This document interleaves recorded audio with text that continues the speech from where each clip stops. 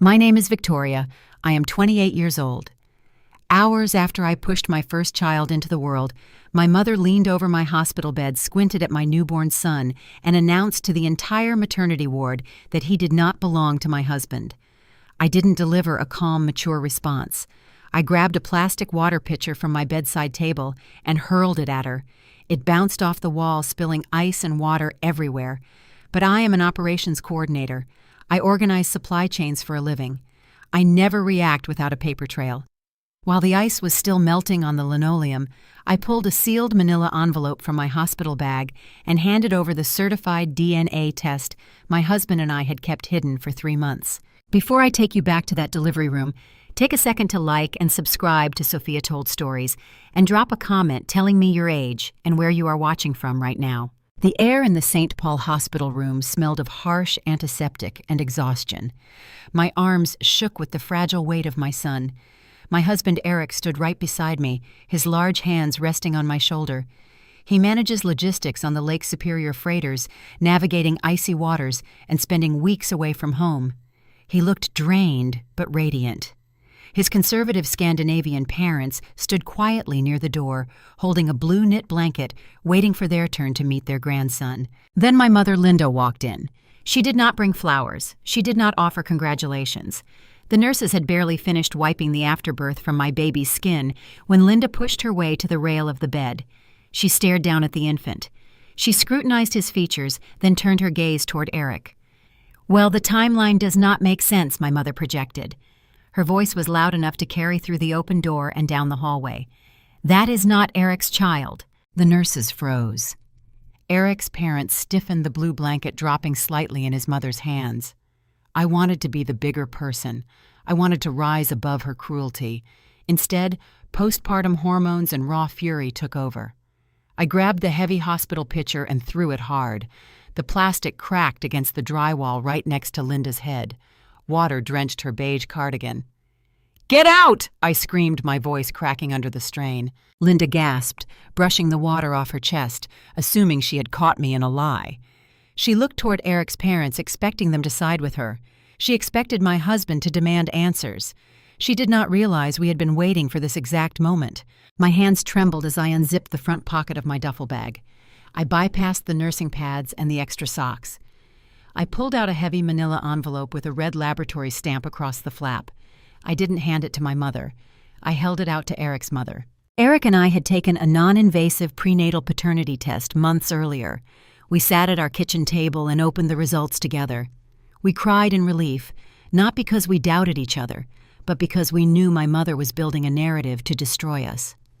We ordered a certified copy and sealed it, knowing Linda would inevitably try to stage a public ambush. Eric's mother broke the seal. She pulled out the crisp white paper. She read the bold text stating a 99.9% probability of paternity. She looked at Linda, her expression hardening into pure, unvarnished disgust. The charge nurse stepped between my mother and my bed. She pressed a button on the wall intercom requesting security. Linda's arrogant posture crumbled. The color drained from her cheeks as 2 security guards arrived in the doorway. They flanked my mother and instructed her to leave the premises. I watched them escort her down the corridor, her wet cardigan dripping onto the polished hospital floor. The paperwork shut down her ambush before it could even begin. But the DNA test was only a temporary shield. My mother's humiliation in that maternity ward set the stage for a much colder, calculated retaliation.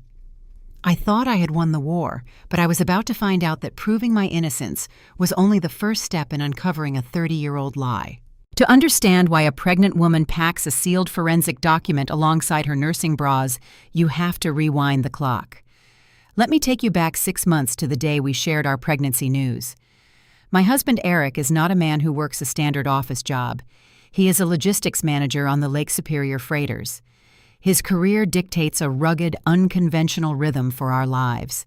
He spends 4-week rotations out on the dark, open water, guiding iron ore shipments through treacherous shipping channels. The physical distance is a heavy burden. When he steps off those colossal ships and returns to dry land, we cherish our limited time together. We planned for this child, carefully tracking his shore leaves and coordinating our schedules. When the home pregnancy test finally showed a positive result, we were ecstatic. We invited my parents over to our house to celebrate the milestone. I spent the afternoon baking lemon bars and brewing fresh coffee. I arranged the living room expecting tears of joy and warm embraces. Instead, my mother Linda sat on the edge of the sofa and set her ceramic mug onto a cork coaster. She tilted her head and offered a tight, thin smile that failed to reach her eyes. She did not congratulate us. She chose to weaponize our regional culture of extreme politeness. In our part of the country, we call it Minnesota nice.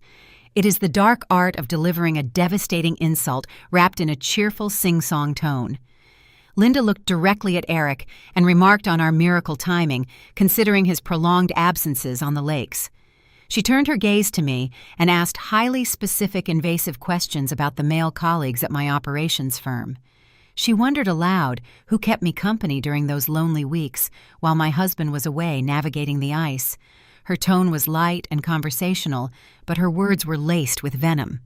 I brushed the comments aside, assuming she was just being thoughtless.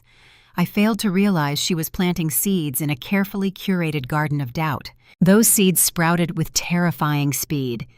My mother serves as a central pillar in our local Lutheran church community. She volunteers for the weekly bake sales and organizes the seasonal charity drives. She leveraged her social position to cultivate a toxic narrative. Within a few weeks, women from the congregation began appearing on my front porch. They carried aluminum pans of tater-tot hottish and wild rice casseroles, framing their visits as charity for an expectant mother. But their generosity always carried a hidden agenda. These women lingered in my doorway, adjusting their heavy winter scarves and prying for details about Eric's shipping schedule. They casually calculated dates out loud, questioning the timeline of my conception. The whispers did not stay confined to the church pews. They leaped across family lines, reaching Eric's extended relatives. His stern German-American mother, who had always treated me with warmth, grew noticeably cold during our Sunday dinners. She stopped asking about the nursery preparations. She avoided eye contact. She had been influenced by the insidious rumors leaking out of my mother's influential social circle. The toxicity finally breached the walls of my marriage in late January. Eric returned home from a particularly grueling rotation on the lakes. A fierce winter storm had blanketed our neighborhood. We stood together in our driveway, surrounded by 3 feet of fresh snow. The air was sharp and bitter, biting at our exposed skin. Eric held a plastic snow shovel, his breath pluming in the freezing wind. I need to be clear about this moment. Eric did not doubt my fidelity. He never accused me of betraying him. But the constant humiliation of knowing his own family viewed him with pity broke something deep inside his chest. He dropped the shovel onto the icy pavement and rubbed his face with thick leather gloves. He confessed that his uncles were making quiet jokes behind his back at the local hardware store. He told me he felt like a fool every time he walked into a family gathering. He was crumbling under the weight of the public shame my mother had engineered. Standing there in the biting cold, I felt a profound, suffocating isolation. My mother was successfully driving a wedge into my home, using nothing but whispers and casseroles. I stepped closer to my husband and took his gloved hands in mine. I told him we were going to shut the rumors down permanently. We agreed right there in the snow to pay out of pocket for a non-invasive prenatal paternity blood test. Our health insurance refused to cover the procedure without a documented medical necessity, forcing me to dip into my modest emergency savings. The out-of-pocket cost was steep, but peace of mind has no price tag. Later that same evening, my father Thomas came over to our house to help Eric fix a jammed snowblower. My father is a gentle, quiet man who avoids conflict whenever possible. He prefers the solace of his garage to the drama of his wife's social circles. He walked into our kitchen wearing his heavy wool winter coat, tracking melting snow across the linoleum floor. Pinned to the lapel of his coat was a bright brass badge from the local Veterans of Foreign Wars blood bank. It read Type O positive 10-gallon donor in bold stamped lettering. He tapped the brass pin, proudly joking that his blood type was the most reliable thing about him. He mentioned how much he loved donating at the VFW hall because it gave him a quiet place to read the newspaper away from the noise of the house. It seemed like a quirky cultural detail at the time. It was just an older man boasting about his civic duty and his reliable health. I smiled and poured him a cup of hot cider, watching him chat with Eric about small engine repairs. I had no idea that his deep pride in his specific blood type would eventually become the key to dismantling my mother's entire life. Eric and I ordered the prenatal DNA test the very next morning. We navigated the clinical logistics, drew the blood vials, and sent the samples off to an independent laboratory. We waited for the results with bated breath, knowing the paper trail would secure our marriage against the gossip. I thought the worst of the emotional turmoil was behind me. I assumed my mother was merely acting out of petty jealousy or a misplaced desire for control. But winter in the upper Midwest is unpredictable. The weather can change in a heartbeat, trapping you in circumstances you never anticipated. My mother was about to show me a vulnerable, fractured side of herself I had never seen before, leaving me to question everything I thought I knew about the woman who raised me. February arrived with a punishing force. The sky over the Twin Cities turned a bruised shade of violet before unleashing a historic winter storm. The weather alerts warned everyone to stay off the roads as a paralyzing sheet of white quickly buried the streets. I was deep into my third trimester. My body ached with the heavy, low weight of the baby. Eric was out on the lakes finishing his final rotation before his scheduled paternity leave. The house felt cavernous and empty. The wind howled against the siding, rattling the window panes and piling snowdrifts against the front door. I sat in the living room wrapped in a thick wool blanket, watching the ice form fractal patterns on the glass. I felt isolated and physically exhausted. The rumors my mother had planted still hovered in the back of my mind, casting a shadow over my normally quiet sanctuary. Around 6 in the evening, I saw a pair of headlights struggling up my unplowed driveway. The vehicle pushed through the thick snowpack, fishtailing slightly before coming to a halt near the garage. I pushed myself up from the sofa and waddled toward the entryway, turning on the porch light. Through the frosted glass, I recognized the boxy shape of an old green Subaru. It was my mother. The drive from her house in Lexington usually took 30 minutes. In these blinding whiteout conditions, it must have taken her well over an hour of treacherous navigation. I opened the heavy front door, bracing against the biting wind. Linda stood on the porch covered in snow, holding a large insulated container wrapped in a thick dish towel. She stepped into the foyer, stomping the snow off her boots. She did not wear her usual polished expression. Her face was flushed from the cold and her hair was flattened by her knit hat. She handed me the container. "I brought you some wild rice soup," she said, her teeth chattering slightly. "I knew Eric was away, and I did not want you trying to cook in this weather."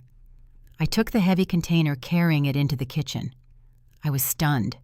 The woman standing in my hallway, risking her own safety to bring me a warm meal, was impossible to reconcile with the woman who had spent the last 2 months questioning my fidelity. I spooned the thick, creamy soup into 2 ceramic bowls. The rich scent of roasted chicken, wild rice, and carrots filled the kitchen, chasing away the chill. We sat at the small wooden dining table. The tension that usually defined our recent interactions was gone. The toxic paranoia evaporated, leaving behind a fragile, quiet peace. Linda took off her wet gloves and reached across the table. Her fingers were still cold from the steering wheel. She gently brushed a stray lock of hair out of my face, tucking it behind my ear. It was a tender maternal gesture I had craved for months. For the first time since my pregnancy announcement, she looked at me with genuine, unfiltered affection. We ate in silence for a few minutes, listening to the wind batter the roof. Then Linda set her spoon down and stared into her half-empty bowl. A heavy sorrow seemed to wash over her features. She looked out the dark kitchen window at the swirling snow. "It is so hard being alone in a house this size," she murmured. "The silence can play tricks on your mind." I nodded, agreeing with her. I told her I missed Eric, but I knew he was providing for our growing family. Linda sighed, a ragged, uneven sound. She folded her hands tightly on the tabletop. "Your father used to travel often for work when your brother Lars was young," she said, her voice dropping to a low whisper. "He was trying to climb the corporate ladder. He meant well, but he left me alone for weeks at a time. It is a terrible burden.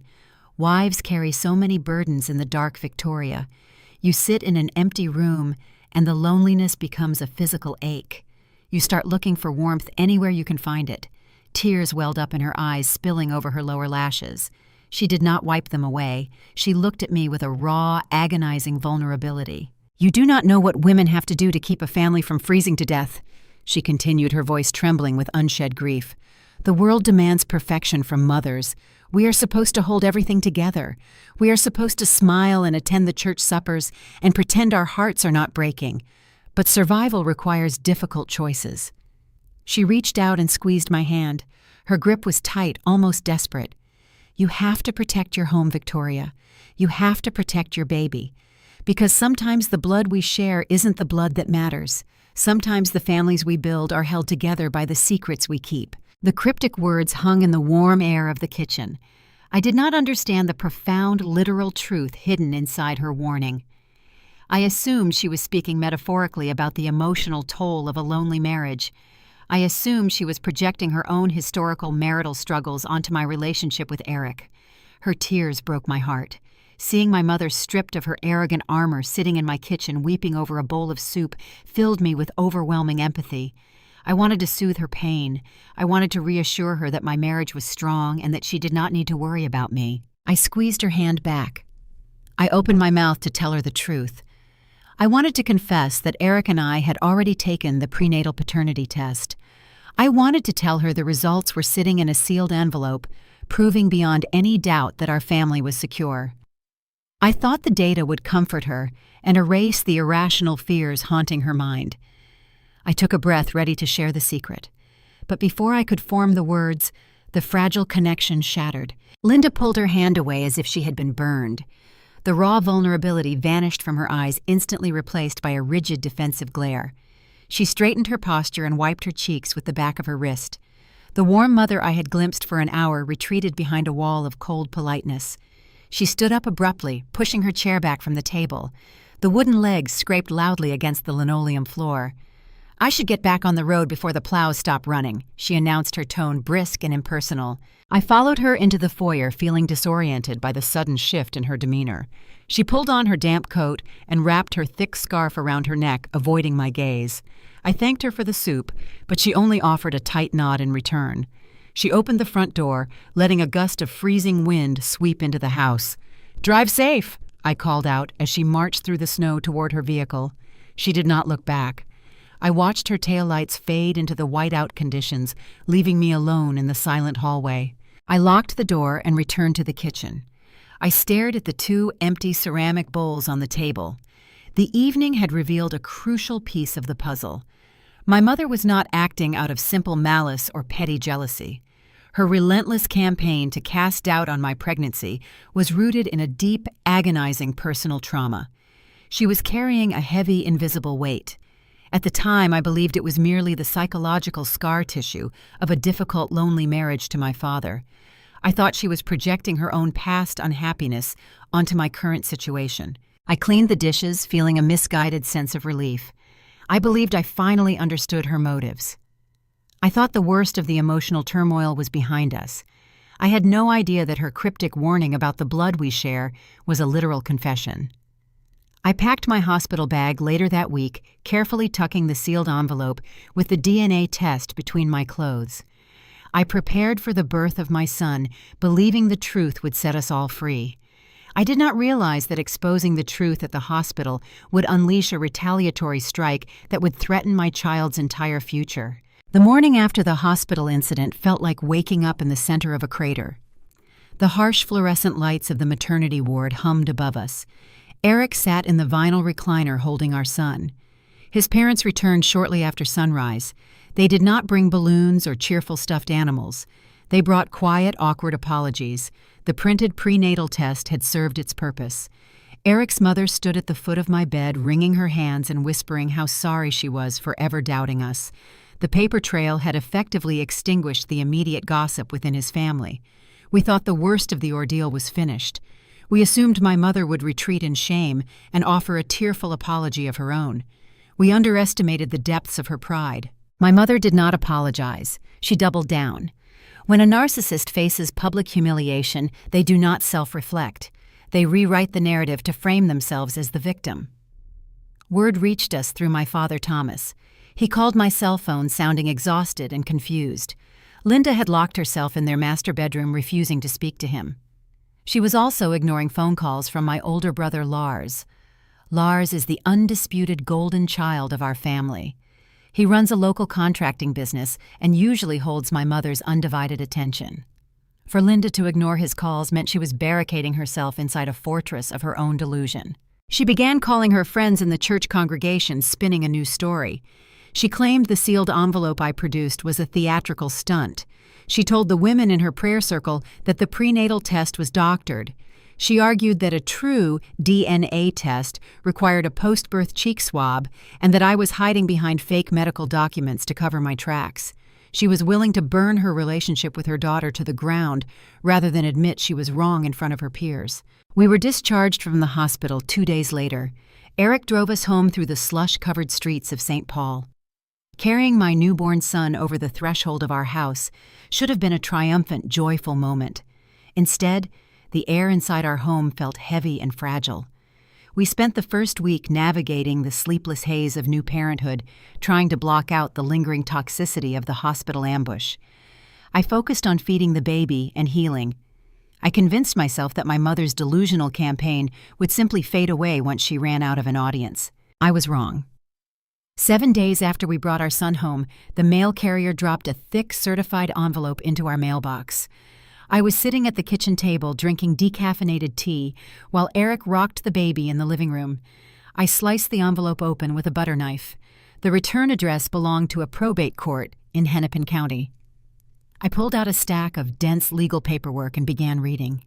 The warmth drained from my body, replacing my fatigue with a sharp, sudden dread. My late grandfather was a pragmatic, forward-thinking man.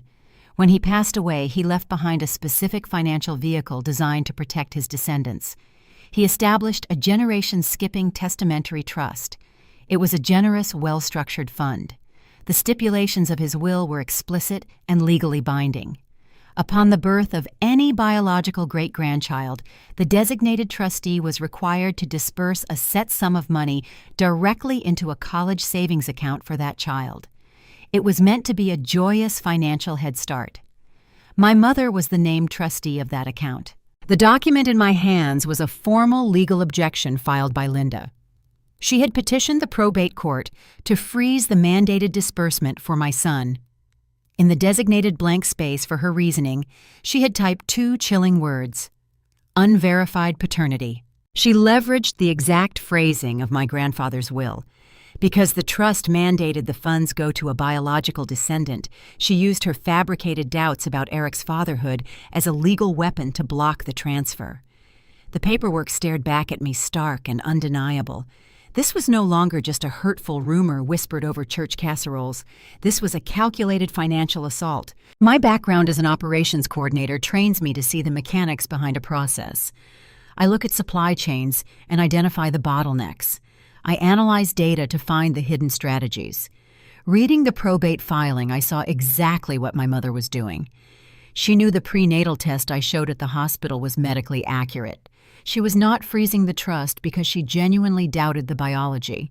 She was freezing the trust to bleed us out. She knew that fighting a probate objection requires hiring a family law attorney. It requires filing motions, paying court fees, and jumping through endless bureaucratic hoops. She was using the legal system to wage a war of attrition. She wanted to drain our savings and exhaust our spirits. She wanted to punish us for humiliating her in the maternity ward. I carried the papers into the living room. Eric looked up from the baby, his face softening into a tired smile. Then he saw my expression. I handed him the probate filing. He read the objections silently.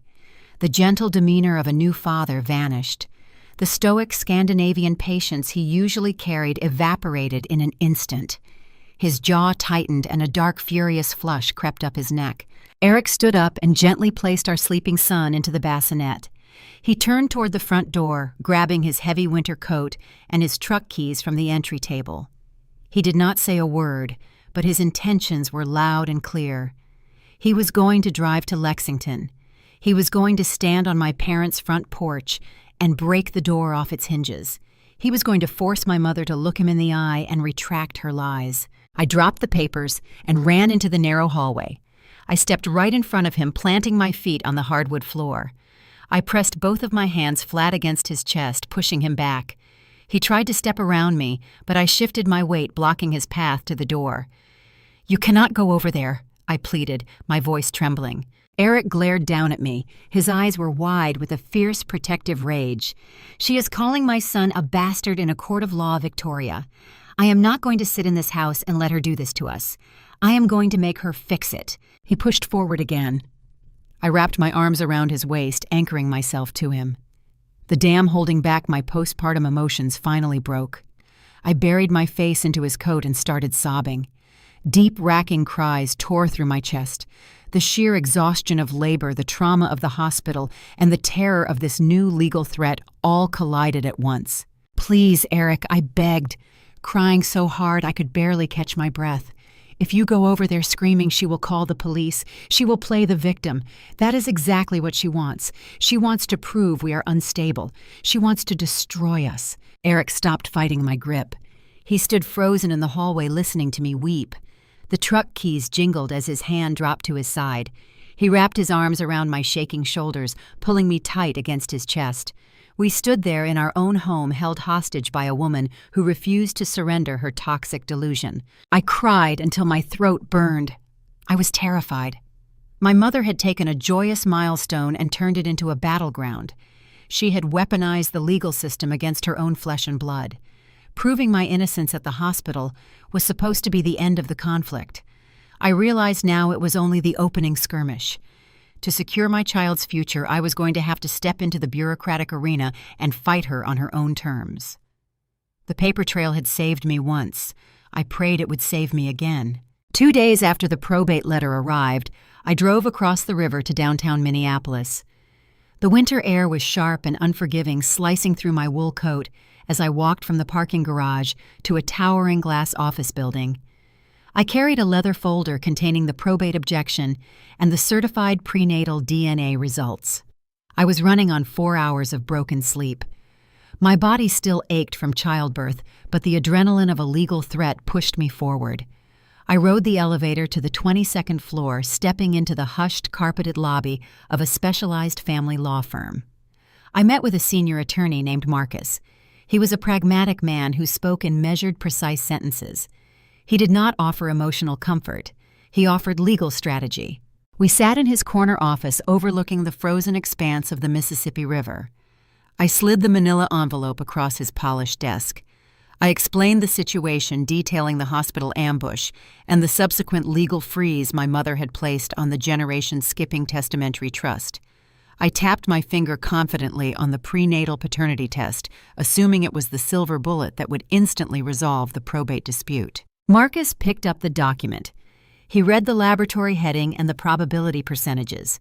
He set the paper down and leaned back in his leather chair. He delivered a frustrating reality check that knocked the wind out of my lungs.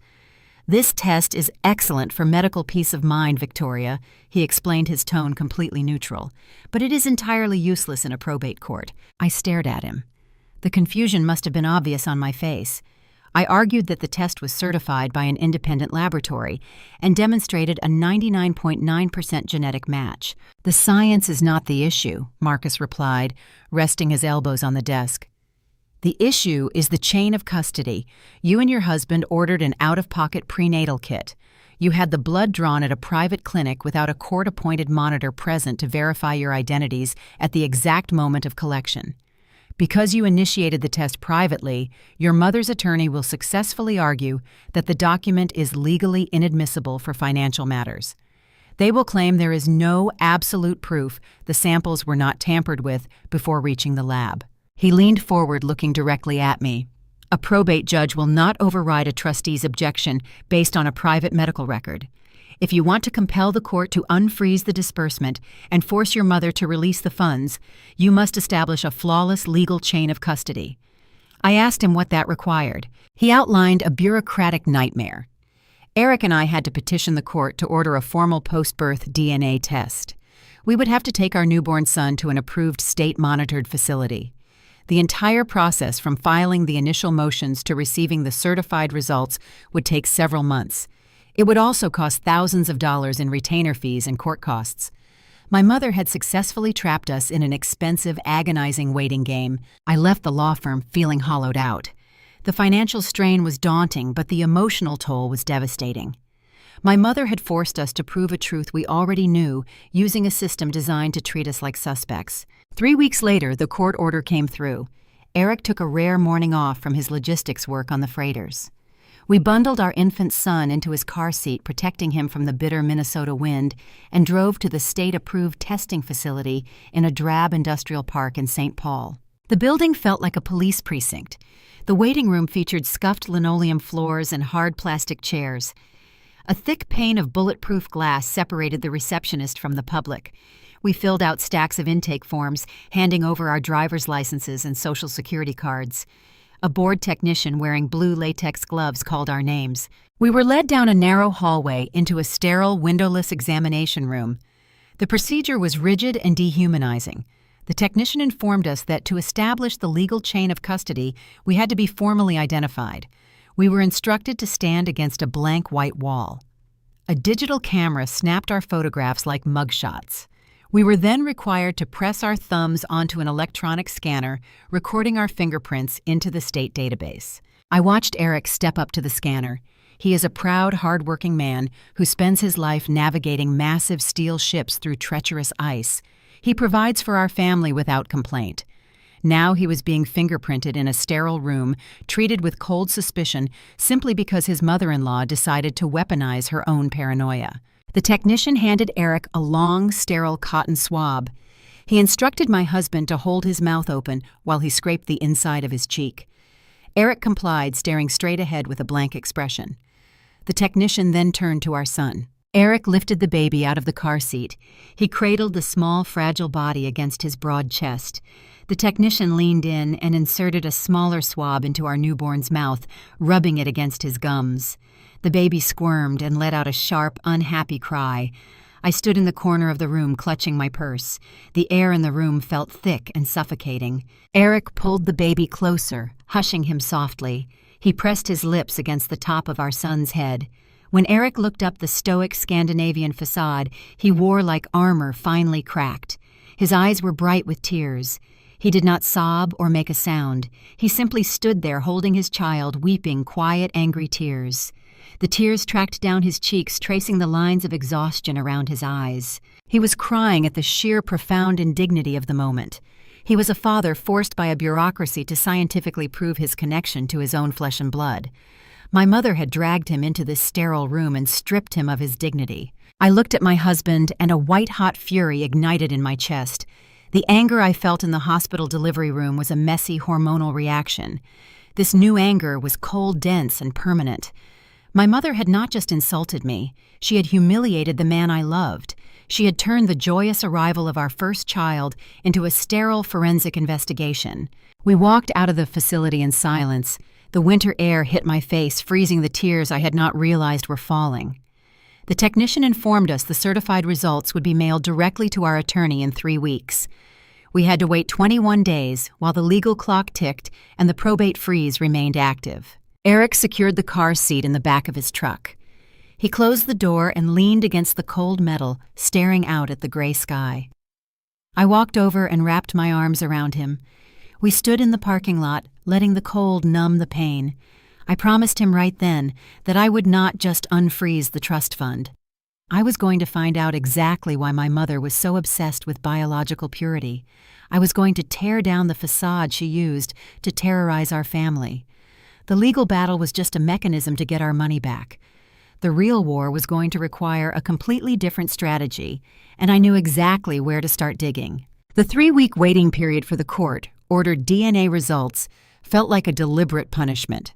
The silence stretching between my house and my parents' home in Lexington was heavy and unyielding. Eric returned to the freighters a few days after our humiliating visit to the testing facility. The massive ships had to move, and the logistics schedule did not pause for family drama. I was left alone in the house with a newborn baby and a mounting legal bill. The anger I felt in the parking lot did not dissipate. It crystallized into a sharp, focused drive. I needed to understand why my mother was willing to burn her relationship with me to the ground. I sat at my kitchen table late one night staring at the dense legal paperwork from the probate court. People rarely detonate their own families without a profound, hidden motive. I analyzed the situation, trying to find the logical thread. My mind immediately gravitated toward the most obvious suspect. I looked at the name of the designated trustee printed on the documents and then thought about my older brother Lars. Lars is the undisputed golden child of the family. While my mother constantly scrutinized my choices, she viewed Lars through a lens of unconditional leniency. 6 months ago, Lars decided to quit his stable job at a logistics firm to start his own independent contracting business. The venture was a disaster from the beginning. He lacked the operational discipline to manage the supply chains, and his overhead costs quickly outpaced his revenue. He was bleeding cash. During Sunday dinners, I had watched him quietly pull our mother aside, whispering furiously in the kitchen while avoiding my father's gaze. A theory began to solidify in my mind. The generation-skipping testamentary trust contained a substantial amount of money. My grandfather had designed it carefully to ensure the funds bypassed his daughter entirely, going straight to his great-grandchildren. My mother had no legal right to touch the principal for her own use. However, as the trustee, she controlled the administrative flow of the accounts. I convinced myself the entire paternity ambush was a smokescreen. I believed Linda was freezing the mandatory disbursement for my son because the money simply was not there. I assumed she had secretly embezzled the trust funds to bail out Lars and his failing contracting business. When my pregnancy triggered the legal requirement to disburse a set sum, she panicked. She needed a reason to delay the payout, so she invented the adultery rumor, claiming unverified paternity to block the probate court from auditing the empty accounts. The theory made perfect logical sense. It aligned with her historical favoritism toward Lars and explained her desperate, irrational behavior at the hospital. I needed proof. I could not wait for the slow grinding wheels of the probate court to uncover a financial discrepancy months down the line. I needed leverage now. My professional career as an operations coordinator is built entirely on finding anomalies in complex systems. I track missing inventory across international borders. I uncover supply chain discrepancies hidden in thousands of lines of data. I know how to find the broken link in a chain. If my mother wanted to play games with medical and financial records, I was going to use data to fight back. I realized I could not just demand access to her bank statements or the trust ledgers without a subpoena. I needed a sideways approach. I needed access to a different data set that could expose a crack in her carefully constructed facade. The opportunity presented itself 2 days later during a phone call with the head of the Community Outreach Committee at our Lutheran church. Every late winter, our congregation co-hosts a massive community blood drive in partnership with the local Veterans of Foreign Wars Hall. It is a highly anticipated civic event, drawing hundreds of participants from the surrounding suburbs. It is a point of deep communal pride. My family participates religiously. My father, Thomas, treats the blood drive like a holy obligation, always arriving early to chat with the other veterans and donate his standard pint. Lars usually tags along, using the event to network for his contracting business while eating the complimentary donuts. The committee chair mentioned they were desperately short-handed on administrative volunteers. The previous logistics manager had moved to Duluth, leaving a massive gap in their organizational structure. The event required coordinating hundreds of intake forms, managing the digital donor registry, and ensuring the medical history questionnaires were processed correctly before the phlebotomists began their work. I offered to take this position. I framed it as a desire to give back to the community while on maternity leave. The committee chair accepted my offer with immense relief. She granted me full administrative access to the digital intake portal and handed over the logistical reins for the entire event. I did not volunteer out of a sense of civic duty. I volunteered because taking control of the logistics placed me directly at the center of the data stream. Managing the intake portal gave me legitimate authorized access to the medical history forms for every member of the congregation who registered to donate. That included my father and my brother. I spent the next 2 weeks organizing the event from my home office while the baby slept in the bassinet beside my desk. I streamlined the digital registration process, setting up automated reminders and creating efficient physical intake stations for the gymnasium. I built a flawless operational system, but my true focus remained on the back-end database. I monitored the incoming registrations, watching the names populate the digital ledger. As expected, my father Thomas registered early in the week. Lars registered a few days later, followed by dozens of other familiar names from the neighborhood. I was not entirely sure what I was looking for. I thought perhaps I could find a discrepancy in Lars's emergency contact information or an updated address that might hint at a foreclosure or a hidden financial strain. I was hunting for a thread I could pull to unravel the financial embezzlement theory I had constructed. The morning of the blood drive dawned clear and bitterly cold. I arrived at the church gymnasium 2 hours before the doors opened.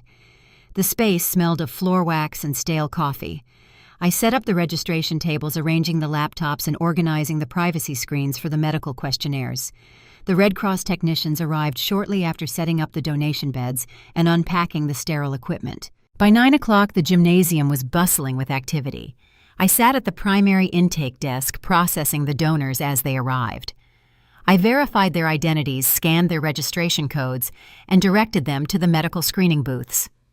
I operated with a brisk professional efficiency, keeping the lines moving smoothly. I saw my father walk through the double doors around 10 in the morning. He wore his heavy wool winter coat, his familiar brass 10-gallon donor pin gleaming on his lapel. He offered me a hesitant, sad smile as he approached my table. The tension from the hospital ambush still hovered between us, but the public setting enforced a polite distance.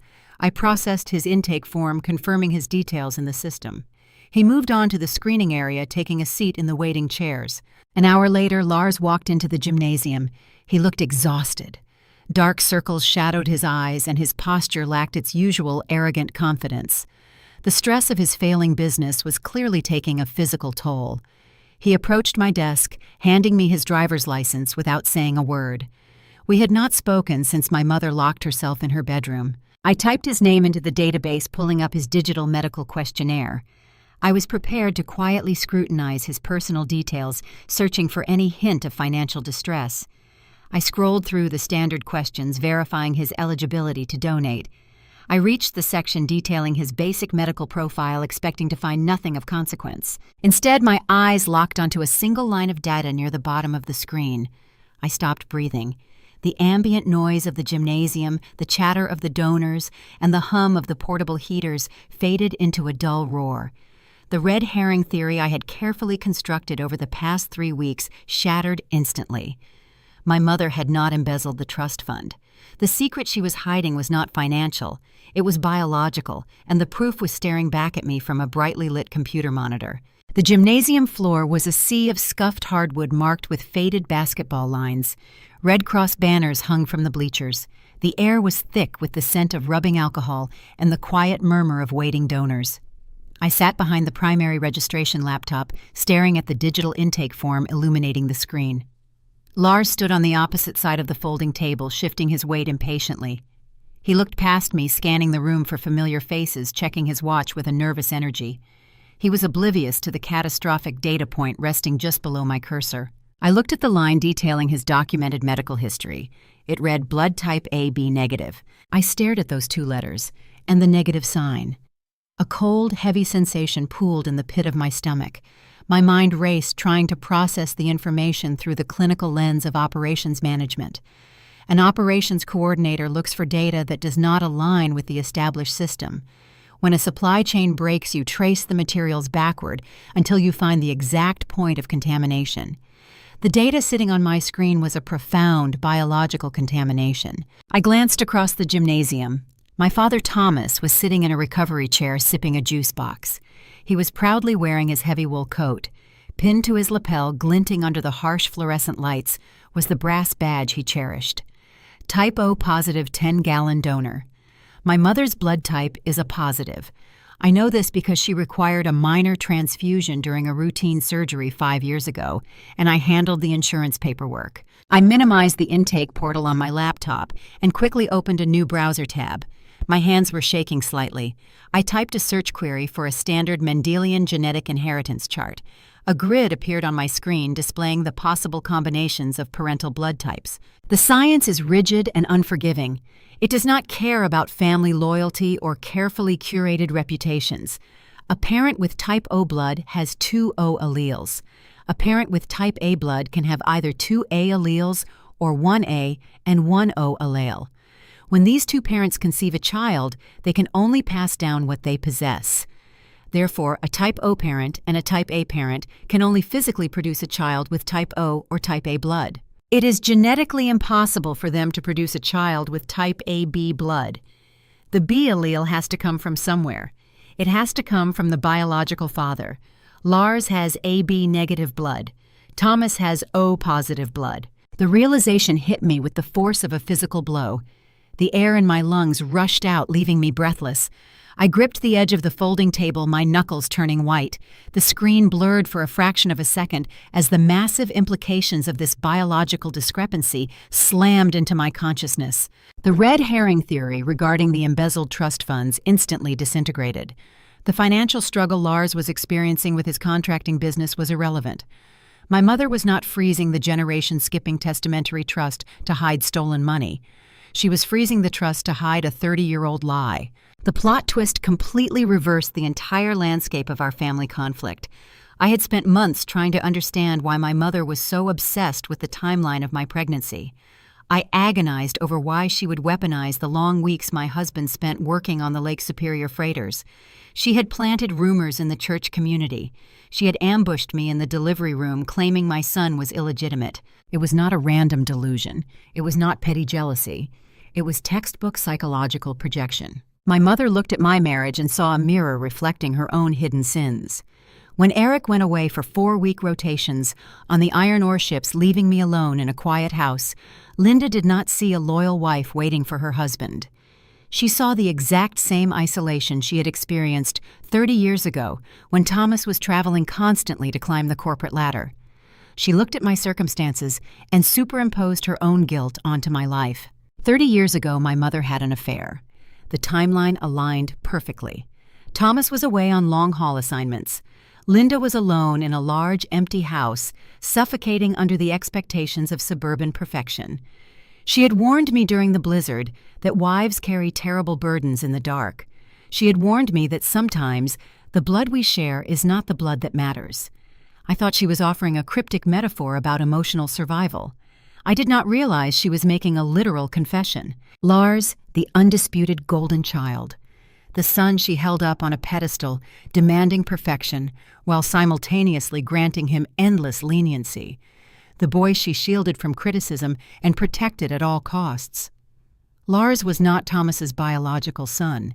He was the product of a secret affair. He was the actual illegitimate child in our family. My mother attacked my legitimate baby in a desperate subconscious attempt to distract from her own bastard son. She projected her own infidelity onto me using the aggressive accusation to build a fortress around her own shame. If she could convince the community that I was the unfaithful wife, it diverted any potential scrutiny away from her own history. The devastating cruelty she inflicted on me in the hospital was an act of pure panicked self-preservation.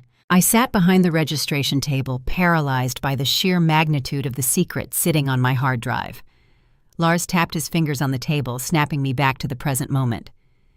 "Is there a problem with the registration, Victoria?" he asked, his voice edged with irritation. "I have to get back to a job site." I forced myself to breathe. The operational discipline kicked in, overriding the shock.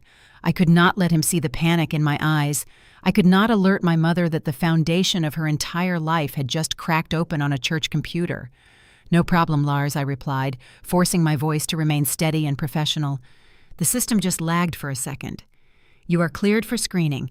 Go ahead to booth number 3. He nodded curtly, taking his identification card from my hand and walking toward the partitioned screening area. I watched him walk away. My older brother. The man who had mocked me at family dinners.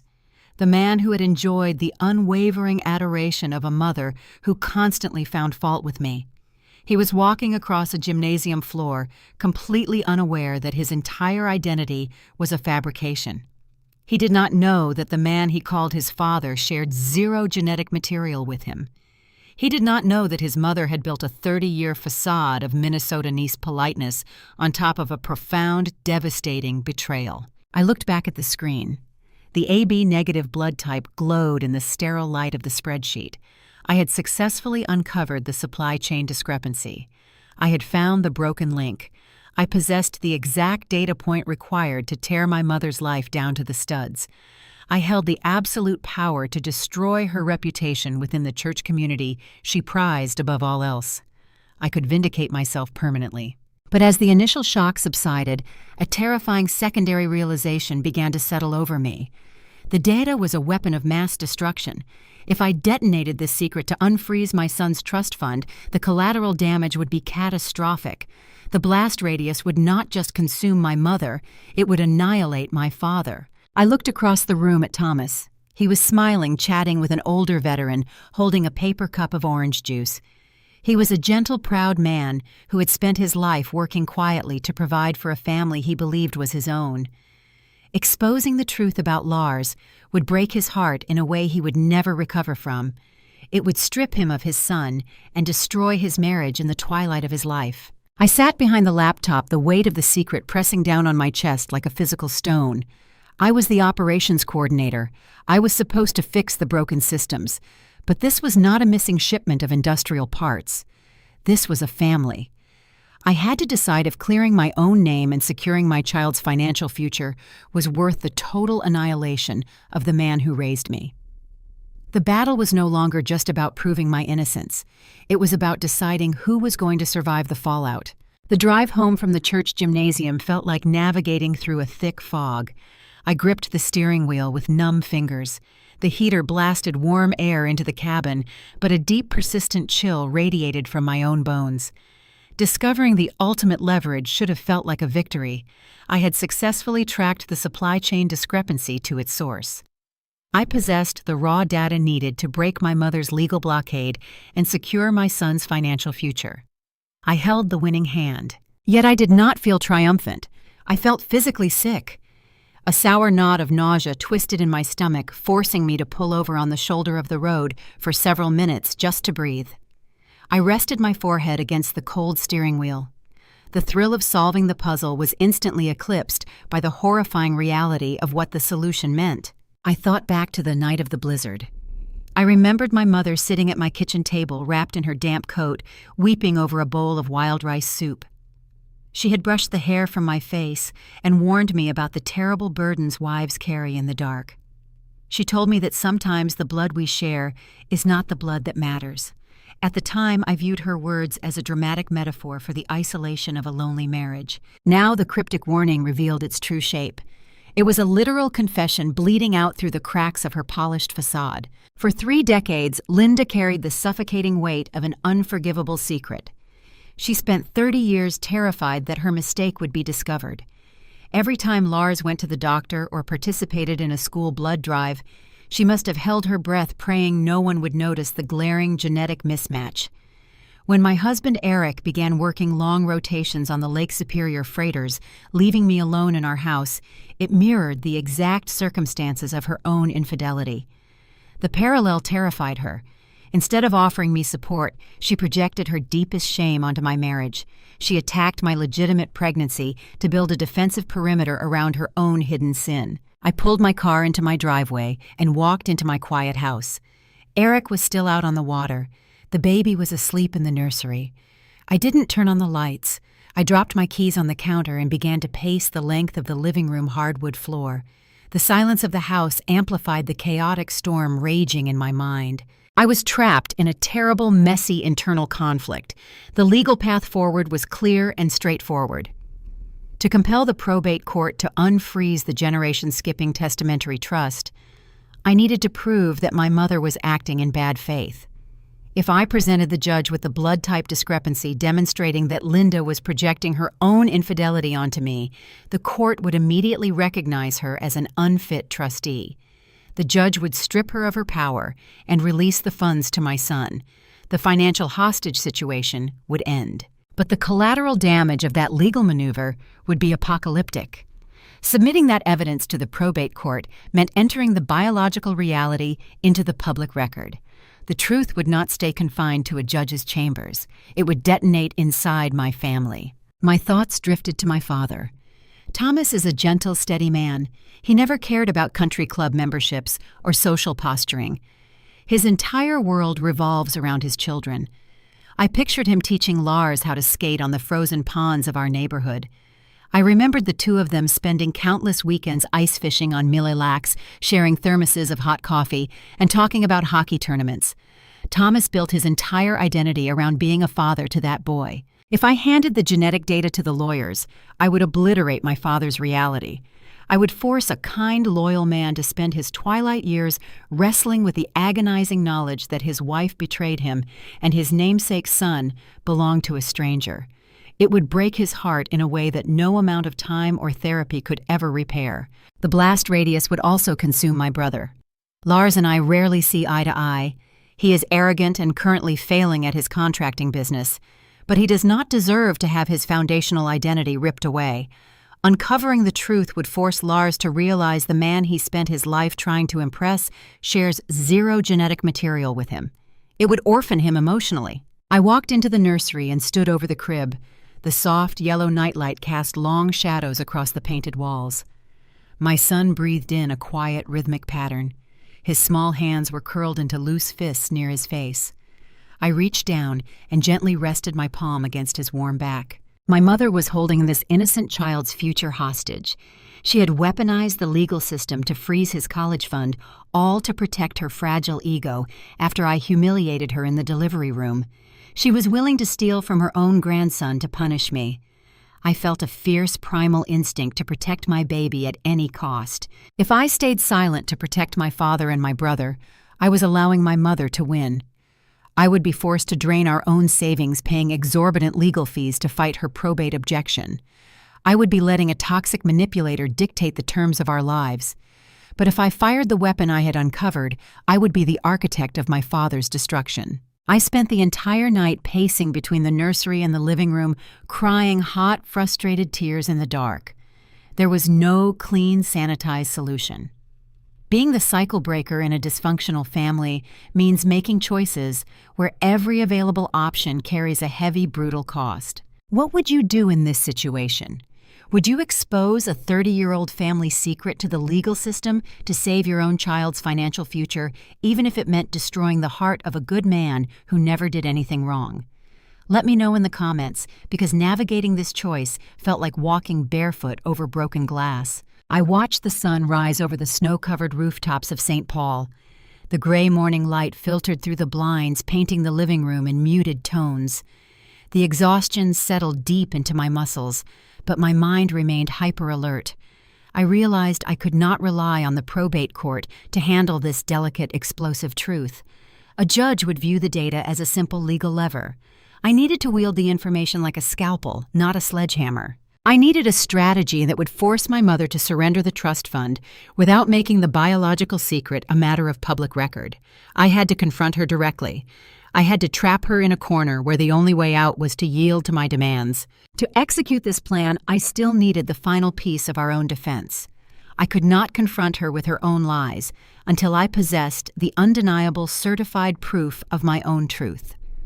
We were still waiting for the chain of custody swab results to arrive from the state-approved facility.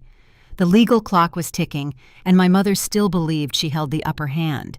She thought I was scrambling to find a lawyer capable of fighting her objection.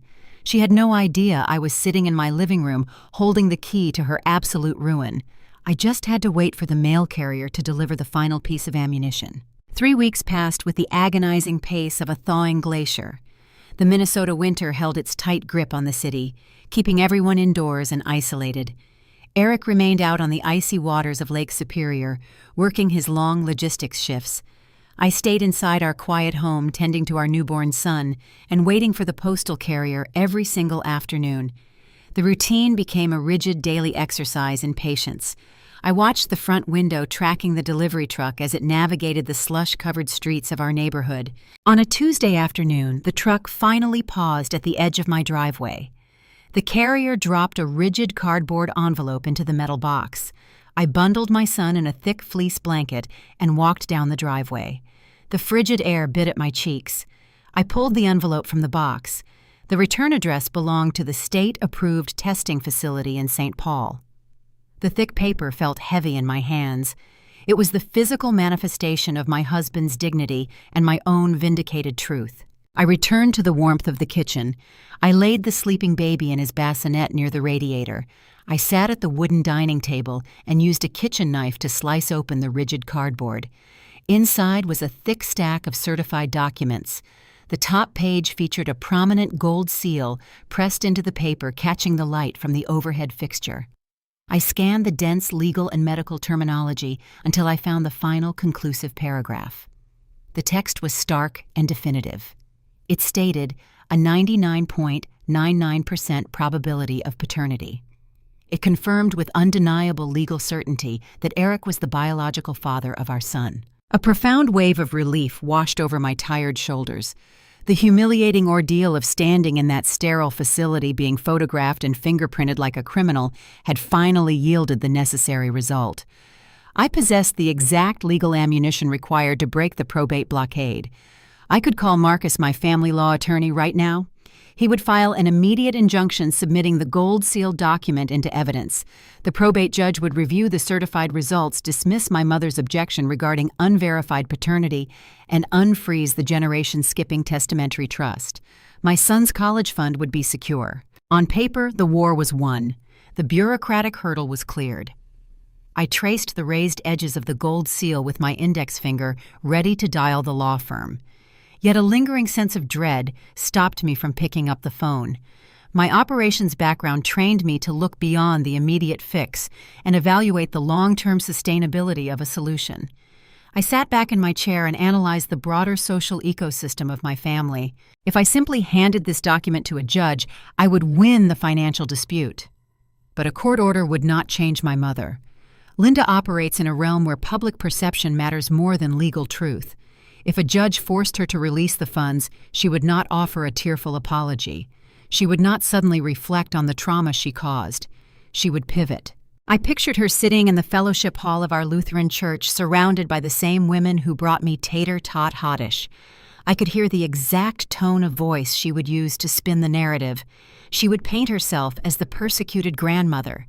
She would tell her prayer circle that the legal system was flawed, and that I had manipulated a loophole to take control of the family money. She would lean into her role as the weary matriarch carrying the burden of an ungrateful daughter. The church community would offer her sympathy.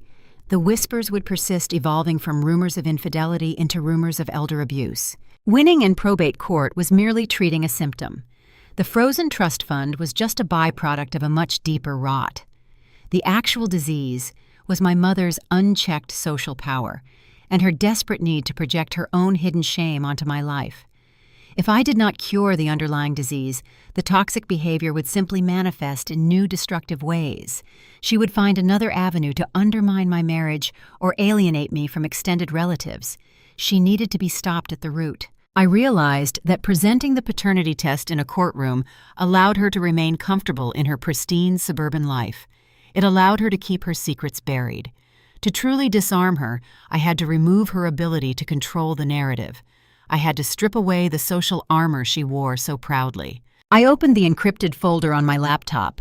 I pulled up the photograph I took of the genetic inheritance chart. Next to it, I opened the digital screenshot of Lars's intake form from the community blood drive. The bold letters stating his blood type as AB negative stared back at me. I printed both documents on my home printer. I laid the 2 fresh sheets of paper on the kitchen table right next to the gold-sealed paternity test. The contrast between the documents was striking. One stack of paper proved my innocence. The other stack proved her guilt. Together they formed a strategic trap that no amount of Minnesota nice politeness could overcome. The strategy required a delicate, precise execution. I could not submit the blood type discrepancy to a judge because entering it into the public record would inevitably destroy my father. I had to use the biological truth as private leverage. I had to create a situation where my mother chose to dismantle her own power to protect her 30-year-old lie. I formulated the parameters of the confrontation. I would not engage her in her own home where she felt powerful and secure. I would not allow her to hide behind the familiar walls of the Lexington house. I needed a neutral public environment, a place where she could not scream or cause a dramatic scene without exposing herself to the judgment of strangers. I picked up my cell phone and opened my text messages. I typed a brief direct message to Linda. I did not offer pleasantries or inquire about her day. I requested a meeting at a specific 24-hour diner located in a neighboring suburb. It was a busy, unassuming restaurant known for its endless coffee and booth seating. It was far away from the polished country clubs and church halls she frequented. I stated that we needed to discuss the future of the probate objection. I knew the mention of the trust fund would bait the hook. She would assume I was cracking under the financial pressure. She would arrive at the diner expecting me to beg for a compromise or offer a tearful surrender. She would wear her Sunday best and prepare to deliver a condescending lecture on morality. I hit send and watched the message turn blue, indicating it was delivered. The digital read receipt appeared a moment later. She had seen it. I gathered the printed documents from the kitchen table and placed them carefully into a plain manila folder. I slid the gold-sealed paternity test in, first followed by the genetic charts proving my brother's true lineage. I closed the folder and rested my hand on the smooth paper. The anxiety that had plagued me for the past month began to recede, replaced by a cold, rigid determination. The weeks of waiting and playing defense were over. I had organized the data. I had established the supply chain of events. I was ready to take control of the narrative. My mother thought she was walking into a negotiation with a desperate daughter. She had no idea she was stepping into a meticulously designed operational trap. All I had to do now was wait for her to sit down at the table. The diner in Bloomington was loud and brightly lit. It sat just off the interstate, a popular way station for truck drivers and exhausted night shift workers. The air smelled heavily of burnt coffee and frying bacon. A steady clatter of heavy ceramic plates and silverware provided a chaotic, rhythmic background noise. It was the exact opposite of the refined, quiet spaces my mother preferred. I chose this location specifically to keep her off balance. I arrived 20 minutes early and selected a booth in the corner farthest from the large plate glass windows. I ordered a glass of water and placed the manila folder flat on the sticky formica table. At exactly 2 o'clock, the heavy glass door swung open. Linda stepped inside, bringing a rush of cold winter air with her. She paused near the hostess stand, surveying the busy room with visible distaste. She wore a tailored charcoal gray wool coat and a silk scarf tied neatly at her neck. Her hair was perfectly styled, defying the harsh Minnesota wind. She looked like a woman arriving to inspect a failing charity project. She spotted me in the corner booth and walked over. Her posture was rigid, her chin tilted upward, projecting an aura of defensive pride. She slid into the vinyl seat across from me without taking off her coat. A tired waitress approached, holding a stained coffee pot. Linda ordered a black coffee, her tone clipped and dismissive. She did not ask how I was doing. She did not inquire about her newborn grandson. She folded her gloved hands on the table and looked at me with an expression of weary impatience. "I assume you have finally consulted an attorney regarding the probate matter," Linda said, initiating the conversation before her coffee even arrived. Her voice was steady, laced with the condescending sing-song rhythm of Minnesota nice. "I told you at the hospital, Victoria, that secrets always ruin the harvest. It is a tragedy you chose to hide the truth about your marriage, but I have a fiduciary duty to protect your grandfather's legacy. If you are ready to admit the reality of the situation, we can discuss a private arrangement for the child's care." She expected me to crumble. She anticipated tears, pleading, or perhaps a desperate threat of a messy, protracted lawsuit. She sat there bathed in the fluorescent diner lights, fully believing she held absolute control over my family's financial future. I did not yell. I did not raise my voice to compete with the clattering dishes or the loud conversation from the neighboring booth. I kept my hands resting flat on the table to conceal the slight tremor in my fingers. My heart hammered against my ribs, a fast, erratic rhythm fueled by pure adrenaline. The confrontation I had planned for weeks was finally happening. "I am not here to discuss a private arrangement, Mom," I replied, my voice quiet but firm. "I am here to close the probate objection." I reached out and opened the plain manila folder. I pulled out the top document. The thick paper felt substantial in my hands. The gold seal of the state, approved testing facility, gleamed under the harsh overhead lights. I slid the certified document across the sticky formica table, stopping it directly in front of her folded hands. "This is the court-ordered post-birth DNA analysis," I explained. "It establishes a flawless legal chain of custody. It confirms with absolute genetic certainty that Eric is the biological father. My attorney will file this with the probate judge on Monday morning, forcing the immediate release of the generation-skipping testamentary trust. Linda did not flinch. She glanced down at the gold seal and let out a short, dismissive scoff. She picked up her coffee cup and took a slow, deliberate sip, maintaining her arrogant facade. More manufactured paperwork. She sighed, shaking her head as if dealing with a stubborn child. You can pay private clinics to print whatever results you want, Victoria. I have seen the lengths people will go to protect a lie. A judge will still require a full hearing to verify the authenticity of this document. It will take months, and the church community already knows the truth about your timeline. A piece of paper will not change the reality of what happened while Eric was away. She was attempting to gaslight me in real time. She was doubling down on her delusion, refusing to acknowledge certified forensic data because it contradicted the narrative she needed to survive. She was preparing to retreat into her familiar victimhood, relying on her social standing within the congregation to insulate her from the facts. I took a deep, ragged breath. The tremor in my hands stopped. The nervous energy morphed into a cold, heavy certainty. I looked at the woman sitting across from me. I looked at the tailored coat and the perfect hair. I saw the arrogant matriarch who had spent my entire life scrutinizing my flaws while shielding her own massive deception. The time for presenting symptoms was over. It was time to cure the disease. You are right, I said, my voice cracking slightly. A piece of paper will not change the reality of what happened when a husband is away. Linda raised an eyebrow, sensing the subtle shift in my tone. The condescending smile faltered for a fraction of a second. She placed her coffee cup back onto the saucer. I reached into the manila folder a second time. I bypassed the remaining legal forms and pulled out the 2 printed sheets of paper I had prepared the night before. I held them together, aligning the edges. I slid the papers across the table. They came to rest right on top of the gold-sealed paternity test. The top sheet was a clear, high-resolution photocopy of a medical intake form. The logo for the community blood drive was printed clearly at the top.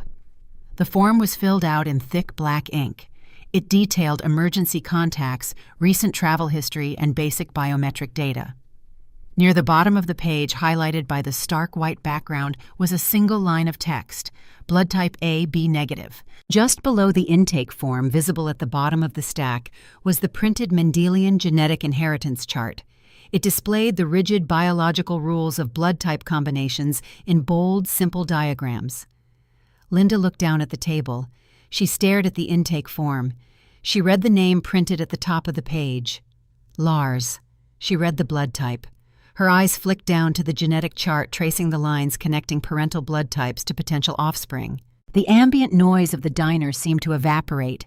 The clattering plates, the shouting cooks, the hiss of the coffee machines all faded into a vacuum of total suffocating silence. I watched her process the data. I watched the cognitive gears turn in her mind as she applied the biological rules to her own life. A parent with type O blood and a parent with type A blood cannot produce a child with type AB negative blood. The science is absolute. It is unforgiving. It does not care about tailored coats or church bake sales. The transformation was horrific and instantaneous. The arrogant defensive pride holding her posture together snapped like a dry twig. Her shoulders collapsed inward. The color completely drained from her face, leaving her skin an ashen, sickly gray. Her mouth opened slightly, but no sound came out. She stared at the paper as if it were a live grenade placed on the table. She realized I had not just uncovered a medical anomaly. She realized I had uncovered the source of her entire psychotic break. I had found the 30-year-old secret she had buried under layers of suburban perfection. The affair she had engaged in while Thomas was traveling. The illegitimate child she had raised as the golden son. Her eyes darted from the paper to my face. The look she gave me was one of pure, unfiltered terror. The matriarch was gone. The woman sitting across from me was a terrified, exposed fraud, realizing her entire empire was built on a biological impossibility. The leverage had shifted entirely. I possessed the exact data required to obliterate her marriage, her reputation, and her identity. I did not need a probate judge anymore. I held the keys to her absolute ruin, and she knew it. Linda stared at the photocopied intake form. The rigid posture that defined her entire public persona dissolved. Her shoulders slumped forward, and her chest began to heave in rapid, shallow increments. The silk scarf around her neck seemed to tighten, restricting her airflow. She was hyperventilating. The arrogant matriarch who had weaponized whispers and church casseroles to destroy my marriage was gone. The woman sitting across from me was terrified, stripped of her armor, and dragged directly into the harsh fluorescent light of a 24-hour diner. She reached out with a trembling hand, her fingers hovering inches above the paper. She did not touch it. She knew the ink was real. She knew the genetic chart was accurate. 30 years of meticulous deception had just collapsed onto a sticky Formica table. "Where did you get this?" she whispered. Her voice was thin, barely audible over the ambient noise of the restaurant. "I manage the data intake for the community blood drive," I replied, keeping my tone flat and clinical. Dad proudly registered with his O-positive donor pin. Lars registered 10 minutes later. The operational discrepancy was glaring. Linda closed her eyes. A single tear escaped, leaking into the fine lines around her mouth. She pressed her palms flat against the table, attempting to steady her shaking hands. She looked like a trapped animal calculating the distance to the nearest exit. But there was no exit. The data locked her in place. I leaned across the table, bridging the physical distance between us. I did not yell. I did not need to raise my voice to deliver the final blow. The leverage I possessed was a weapon of mass destruction, and we both understood the catastrophic scale of the blast radius. "I know why you attacked me in the delivery room, Mom," I said, holding her panicked gaze. "You looked at my marriage and saw a mirror reflecting your own hidden history.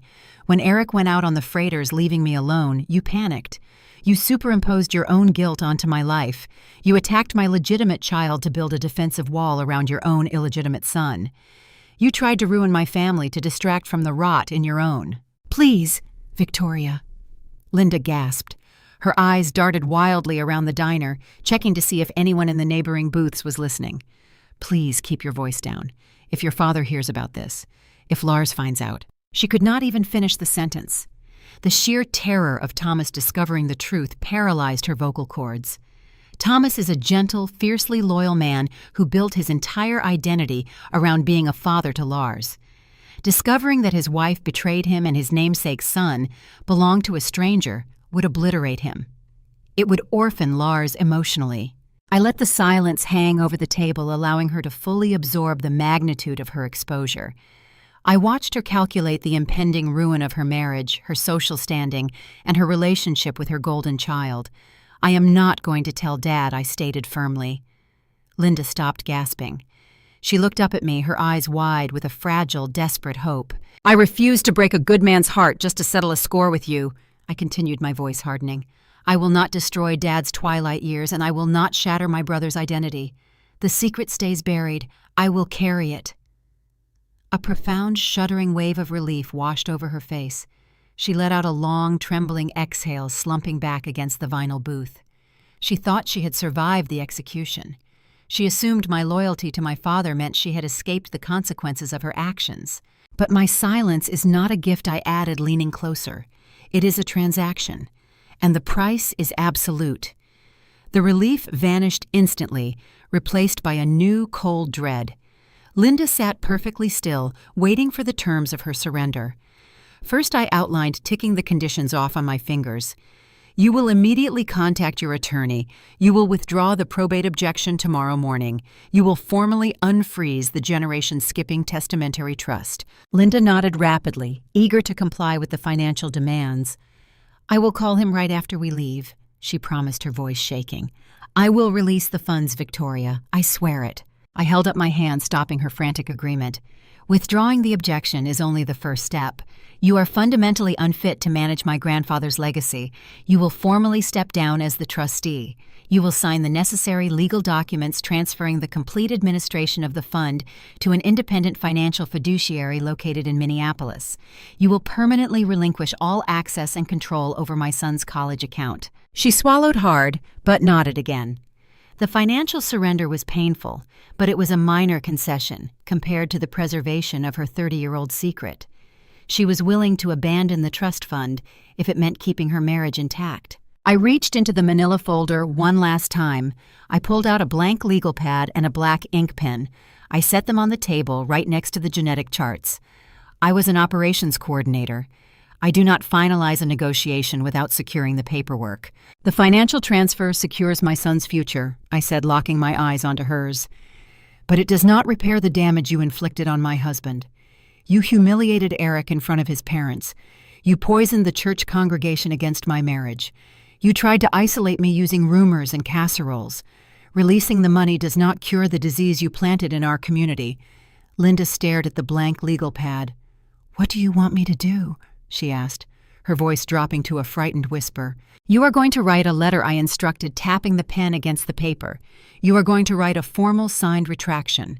You will address it to the elders of our Lutheran church, and you will send a certified copy directly to Eric's parents." Linda's eyes widened. She stared at me in pure, unadulterated horror. In this letter, I continued my tone devoid of any sympathy. "You will explicitly state that your accusations regarding my fidelity and my son's paternity were entirely fabricated. You will confess that your behavior at the hospital was the result of your own severe mental health struggles and deep-seated paranoia. You will state that you experienced a psychological breakdown and projected your delusions onto my family." "No!" Linda gasped, recoiling from the table as if the legal pad had caught fire. "Victoria, please, you cannot ask me to do that. If I send that letter to the church elders, they will pity me. They will remove me from the charity committees. Eric's parents will never look at me again.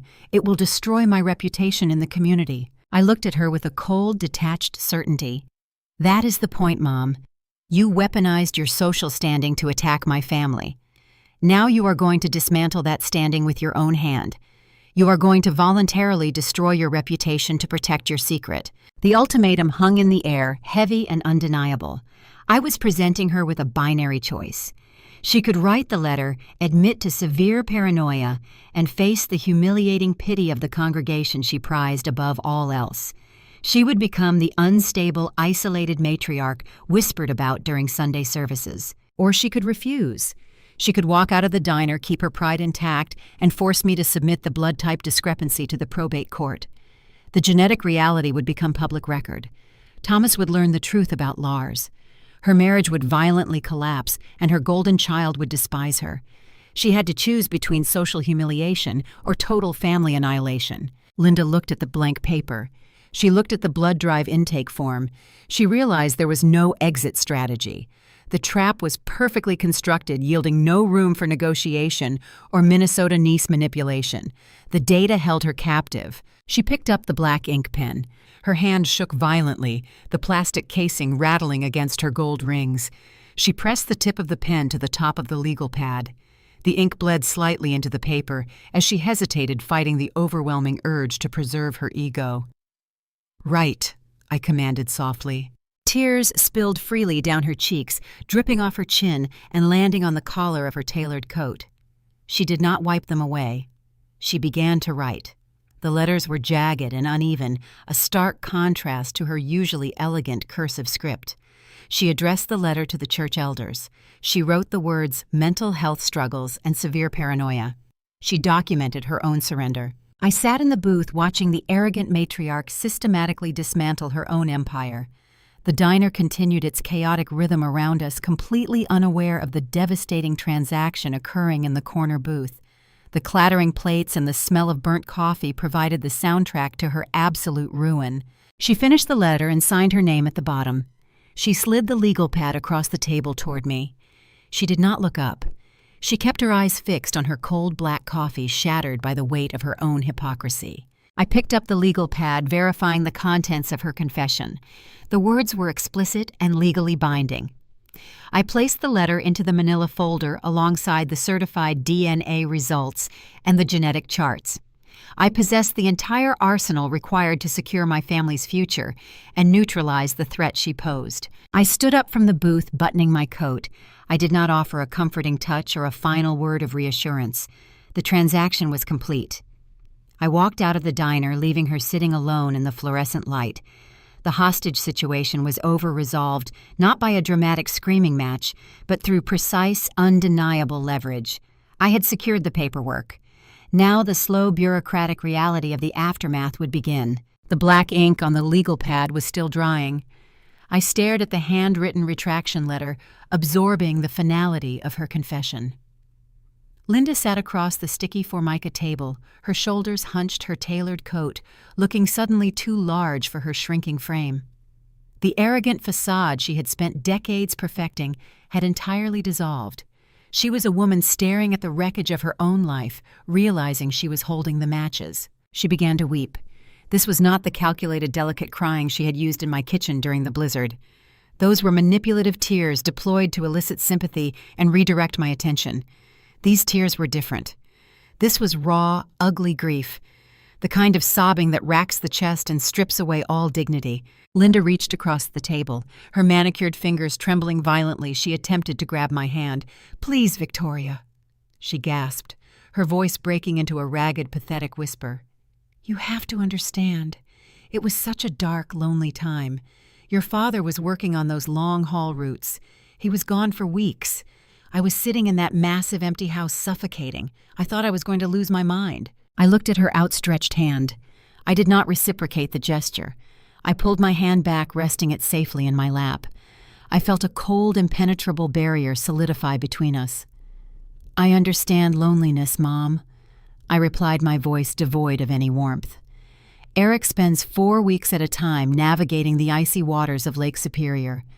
I know exactly what it feels like to sit in a quiet house waiting for a husband to return." I leaned closer, dropping my voice so only she could hear the absolute finality of my words. But my isolation did not lead me into another man's bed. And more importantly, your historical trauma does not give you permission to terrorize my marriage. It does not grant you the right to financially abuse my newborn child.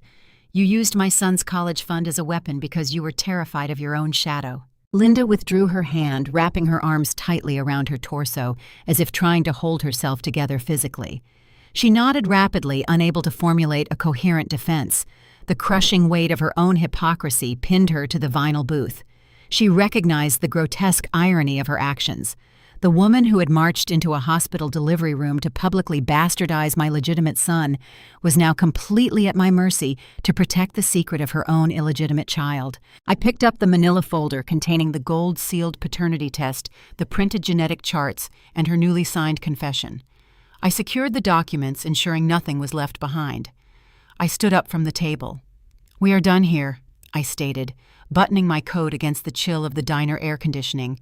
"You will execute the legal transfer of the trust fund tomorrow morning. Do not attempt to contact Eric or his parents. Do not show up at my house." I did not wait for her to agree. The transaction was complete.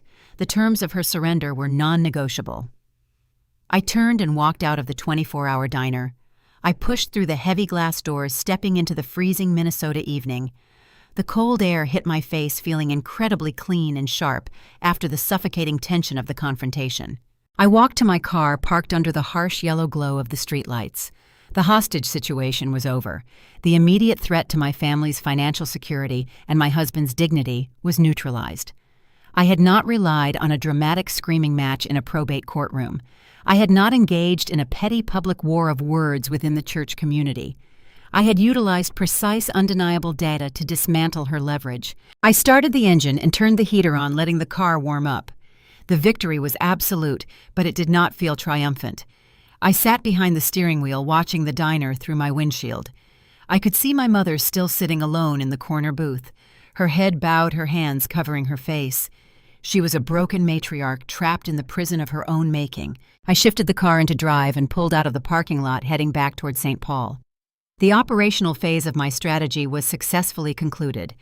The legal transfer of the generation-skipping testamentary trust would require a few days of bureaucratic processing, but the outcome was guaranteed.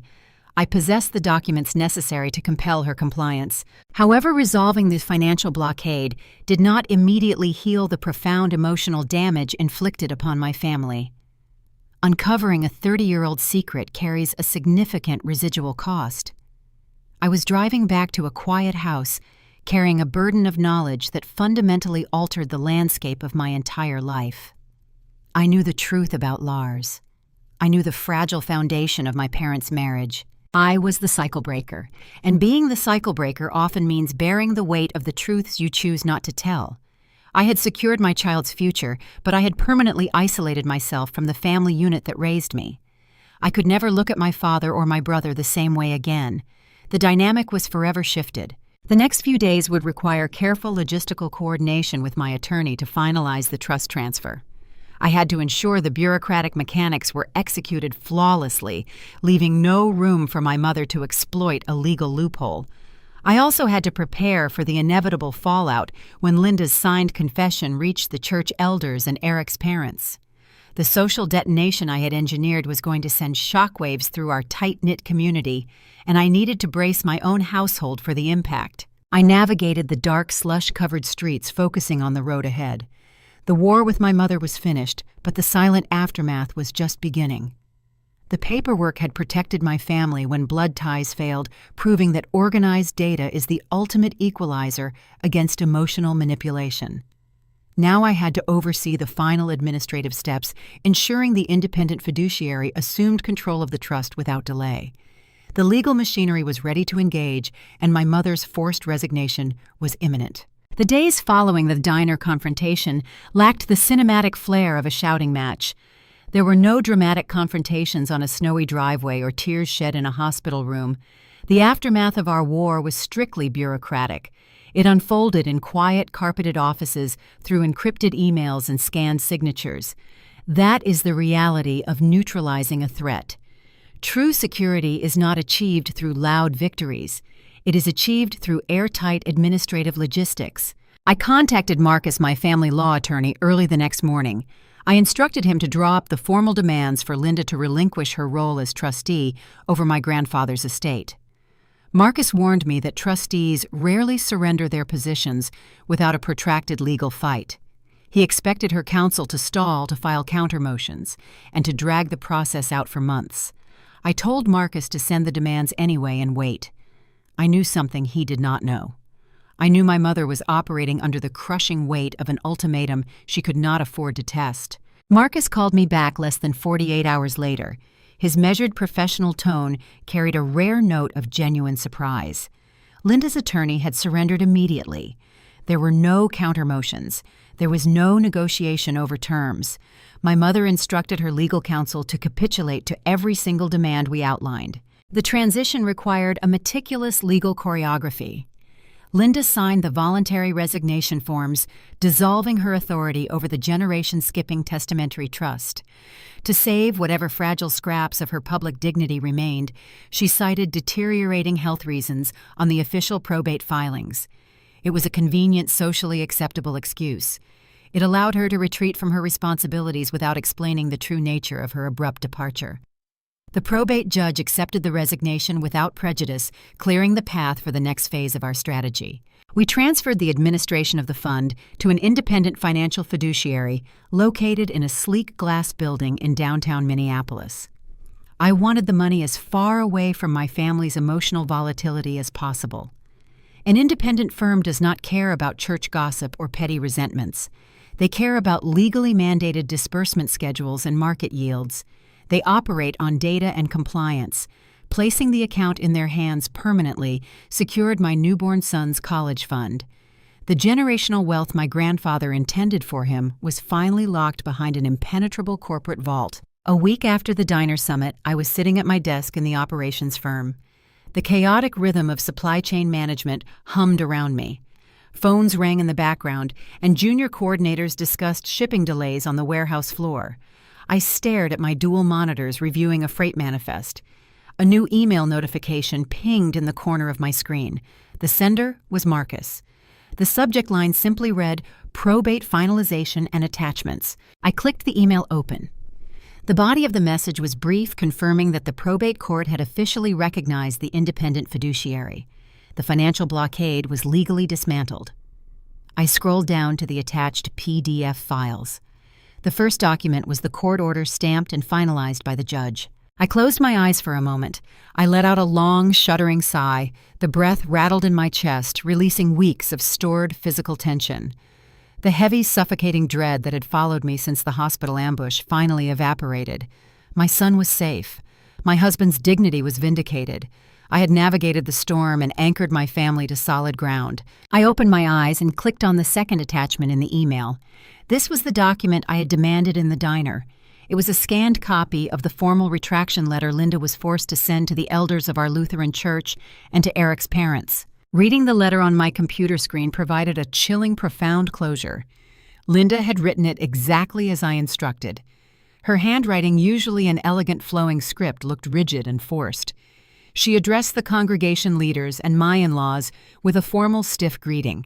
She then dismantled her own lies piece by piece. She explicitly stated that her accusations regarding my fidelity were entirely fabricated. She wrote the words, "severe mental health struggles," and admitted to suffering from deep-seated paranoia. She confessed that her erratic behavior at the hospital and her subsequent hostility were the result of a psychological break causing her to project unfounded delusions onto my marriage. She formally apologized for the distress she caused and requested privacy as she stepped away from her church duties to seek medical treatment. The impact of that letter reverberating through our tight-knit community was instantaneous and lethal to her social standing. The women who had dropped off tater-tot hottish and whispered about my character were suddenly confronted with a signed confession of mental instability. The rumors about my marriage evaporated, replaced by hushed, pitying conversations about Linda's tragic decline. She had weaponized the church against me, and now the weight of that same community was pressing down on her. She had voluntarily destroyed her own reputation to keep her 30-year-old secret safe. The woman who prized her flawless image above all else was now the subject of sympathetic prayer circles. She was effectively exiled from the social ecosystem she spent her life trying to dominate. I closed the PDF and leaned back in my office chair, looking out the window at the gray Minnesota sky. The journey had been exhausting and deeply painful, but the conclusion reinforced a fundamental truth I use every day in my career. When blood ties fail you, when the people who are supposed to protect you decide to betray you, data is the ultimate equalizer. My mother tried to use emotional manipulation, guilt, and social pressure to control my life. She relied on the invisible, unspoken rules of family loyalty to force my compliance. But emotional manipulation cannot survive in the face of certified forensic evidence. A printed genetic chart and a verified IP address hold no sentimentality. They are immune to tears and gaslighting. I used supply chain logistics to uncover her lie, and I used legal contracts to bind her to the consequences. The paperwork became the shield that protected my husband and my child. The hostile takeover was thwarted. The war was officially over. I logged out of my workstation and packed my bag, ready to go home to my family. I felt a deep, resounding sense of peace, knowing the legal barriers were firmly in place. Yet beneath that peace, a new quiet anxiety began to simmer. I had neutralized my mother and secured the trust fund, but the radioactive secret I uncovered at the blood drive still existed. The biological truth about my older brother Lars was safely locked away in my mind, but holding a secret of that magnitude requires a constant, vigilant effort. It creates an invisible wall separating you from the people you are protecting. The immediate threat was gone, but the emotional fallout was just beginning to settle. I knew my father Thomas remained entirely oblivious to the dark transaction that had just occurred. He believed his wife was simply stepping down from the trust due to the vague health reasons she cited in the court filings. He thought her sudden withdrawal from the church was a tragic symptom of aging. He did not know that his marriage was a hollow shell. He did not know his namesake son was the product of a betrayal. I had successfully insulated him from the blast radius, but my silence meant I was now complicit in maintaining the illusion of his life. My phone buzzed in my coat pocket as I walked toward the elevator. It was a text message from Thomas, asking if he could drop by the house this weekend to see his new grandson. He mentioned that Linda was not feeling up to the trip, and he would be coming alone. I stared at the screen, the weight of my victory pressing heavily on my shoulders. I was preparing to welcome my father into my home, knowing I was holding the key to his profound ruin. The legal battle was finished, but the burden of being the family cycle breaker was going to demand a heavy toll during the quiet visits to come. The transition from winter to early spring in Minnesota is often a deceptive process. The snow melts, turning the lawns into muddy swamps, only to freeze solid again overnight. It is a season of waiting, trapped between harsh realities. My life felt similarly suspended. A month had passed since the legal transfer of the trust fund. Eric was back on the Lake Superior freighters completing a short 2-week rotation. I was home alone with the baby, managing the quiet routines of early motherhood. The dramatic tension of the probate dispute had faded into the background, replaced by a different kind of quiet ache. On a Saturday afternoon, my father Thomas arrived at my house. He drove his old reliable pickup truck, navigating the slushy neighborhood streets with practiced ease. He walked up the driveway carrying a small cardboard box from a local bakery. He wore his heavy wool coat, the familiar VFW donor pin, catching the weak sunlight. I opened the front door and greeted him. We had not seen each other since before the hospital incident. He wrapped me in a tight, warm hug, smelling faintly of sawdust and motor oil. He stepped into the foyer, stomping the slush from his boots. "Where is my grandson?" he asked, his voice rumbling with genuine excitement. I led him into the living room. The baby was awake, lying on a play mat near the radiator. Thomas dropped to his knees, groaning slightly as his joints popped. He lifted the infant into his large, calloused hands, cradling him with a practiced, gentle ease. He bounced my son lightly on his knee, making soft, cooing sounds. The baby stared up at him, his small fists waving in the air. Thomas's face glowed with unfiltered pride. He looked at my son with the kind of pure, unburdened love that only a grandparent can provide. Watching him sit on my living room floor, I felt a sudden sharp pang of sorrow. I loved my father deeply. He was a steady, grounding presence throughout my childhood. He worked long hours to keep a roof over our heads and never asked for recognition. Yet as I watched him smile, I realized the foundation of his entire life was a lie. He was holding my biological son, completely unaware that the man he called his own son, Lars, shared zero genetic connection to him. He was living inside a carefully constructed illusion. I went into the kitchen to brew a pot of coffee and set out the bakery pastries. I needed a moment to steady my breathing. The knowledge I carried felt like a physical weight pressing against my ribs. I poured the coffee into 2 ceramic mugs and carried them back into the living room. Thomas shifted the baby to his shoulder, patting his back with a rhythmic thump.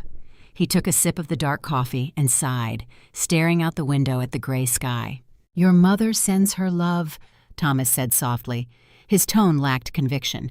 It was a polite societal lie we both knew was necessary to maintain the peace. I nodded, taking a sip from my own mug. "How is she doing, Dad?" Thomas shook his head, his shoulders slumping slightly. "She is struggling, Victoria. She has been deeply depressed lately. She refuses to leave the house. She stopped attending the Sunday services and she stepped down from the charity committees. She will not even host the hottish suppers anymore." He looked back at the baby, a shadow of worry crossing his features. "I think it is just a difficult phase of aging." He continued, trying to rationalize her behavior. "The doctor said menopause and getting older can trigger severe anxiety and paranoia. She feels so terrible about what happened at the hospital. She claims she was not in her right mind. I try to encourage her to get out and see her friends, but she just sits in the dark all day. It breaks my heart to see her like this." I listened to my father excuse the behavior of the woman who betrayed him. He believed her forged retraction letter. He absorbed the narrative she fed him, blaming biology and aging for her malicious actions. He thought she was suffering from a tragic medical decline. He did not know she was barricading herself inside that house out of pure, unadulterated terror. He did not know she was hiding from the church community because she had formally confessed to being delusional. He did not know she was sitting in the dark, paralyzed by the fear that I might one day tell him the truth about Lars. I looked at my father and felt a heavy, complex sorrow wash over me. The victory I achieved in the 24-hour diner came with a devastating hidden cost. I had successfully protected Thomas from a truth that would have ruined his twilight years. If I had exposed Linda's affair and the subsequent biological reality, it would have shattered his heart. He would have spent his final decades navigating a brutal divorce and mourning the loss of a son he raised. I made the active choice to spare him that agony. I shielded him from the blast radius of my mother's deception. But in doing so, I erected a permanent invisible barrier between myself and my parents' home. I could never sit at their dining table and engage in casual conversation again. I could never look at Lars without seeing the physical manifestation of my mother's betrayal. I was forever alienated from the family unit that raised me. I realized in that quiet living room that being the cycle breaker in a dysfunctional family is not a glamorous, triumphant role. It is a lonely burden. Breaking the cycle often means bearing the weight of the truths you choose not to tell. It means absorbing the toxicity so it does not infect the next generation. It is a messy, imperfect piece. It requires living with a constant low-grade anxiety, knowing you hold the pin to a live grenade. You have to actively choose silence every single day. But as I watched my father gently rock my son to sleep, I knew I had made the right decision. The cost was high, but the return on investment was absolute. My son was safe. His financial future was legally secured in an independent trust fund away from my mother's grasping hands. My husband's dignity remained intact. The insidious rumors regarding his paternity were dead and buried. More importantly, my son would grow up in a house free from the suffocating shadow of generational paranoia. He would not inherit the toxic legacy of Minnesota nice manipulation. He would not be subjected to the arbitrary cruelties of a matriarch desperate to control her image. My silence purchased his freedom. Thomas stayed for another hour drinking coffee and talking about the upcoming spring thaw. He mentioned Lars was struggling to keep his contracting business afloat, but quickly changed the subject, sensing my lack of interest. When he finally stood up to leave, he carefully handed the sleeping baby back to me. He wrapped me in another tight hug, pressing a kiss to my forehead. "You are a good mother, Victoria," he whispered, his voice thick with emotion. "I am so proud of you." I closed my eyes, fighting back the tears threatening to spill. I held on to him for a long moment, drawing comfort from the simple, honest love he offered. "I am proud of you too, Dad," I replied, my voice cracking slightly. I watched him walk down the driveway and climb into his old pickup truck. He backed out into the street, waving as he drove away. I stood in the doorway, holding my son, the cold air rushing into the foyer. I had protected my father from the monster he married. I had locked the monster in a cage of her own making. The war was over, but the landscape of my life was forever altered. I closed the front door and locked the deadbolt. The house was quiet and safe. I carried my son back to his nursery, laying him gently in his crib. The legal battles were finished, and the emotional fallout was managed. However, the true measure of my victory would not be found in probate records or signed confessions. The ultimate test of our resilience would be how Eric and I navigated our marriage moving forward. We had survived a brutal assault on our foundation, but the experience had fundamentally changed how we viewed the world. As winter finally began to recede, revealing the harsh, scarred earth beneath the snow, I looked toward the future. The massive freighters on Lake Superior were preparing for the spring shipping season, and Eric was coming home.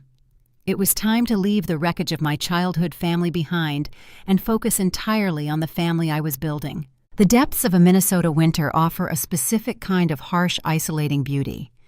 The cold is not merely a temperature, it is a physical presence that forces everyone indoors, shrinking the boundaries of your daily life. The lakes freeze over, and the dense northern forests stand silent under thick blankets of snow. My father's visit had brought a brief thaw to the emotional frost inside our house, but the lingering chill of the confrontation remained. I spent the next few weeks adjusting to the quiet routines of maternity leave, finding solace in the predictable rhythms of feeding and sleeping. Eric returned home from his logistics rotation in early March. The Lake Superior shipping season was temporarily suspended due to heavy ice accumulation, allowing him a rare extended shore leave. His arrival brought a surge of warm kinetic energy back into our home.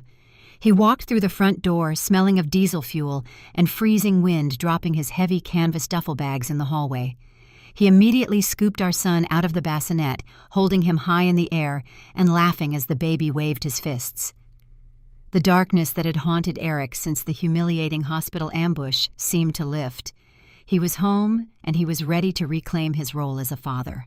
A few days later, we decided to escape the confines of the house. We bundled the baby into a thick, insulated snowsuit and strapped him securely into a rugged jogging stroller. We drove out to Duluth, a port city built on steep, rocky hills overlooking the vast, freezing expanse of Lake Superior. The air coming off the water was sharp and biting, carrying the scent of pine needles and iron ore. We parked near the canal and walked along the paved path bordering the water's edge. The lake was a mesmerizing landscape of shifting ice flows. Huge, jagged chunks of frozen water groaned and ground against each other, pushed by the relentless currents. We stood near the lighthouse watching the massive 1,000-foot freighters slowly maneuver toward the shipping channel. These iron giants are the lifeblood of the regional economy, carrying tons of taconite pellets from the northern ranges down to the steel mills of the lower Midwest. I watched a particularly large vessel, its red hull scarred by years of service, pushing through a thick sheet of ice. The bow cracked the frozen surface with a deep resonant boom, sending fractures shooting across the lake. The ship did not rush or panic. It moved with a slow, deliberate, immense power, breaking the obstacles in its path and forging a clear channel. Standing there on the frozen shore, shivering inside my parka, the freighters took on a profound symbolic weight. I looked at the ship and then looked at Eric.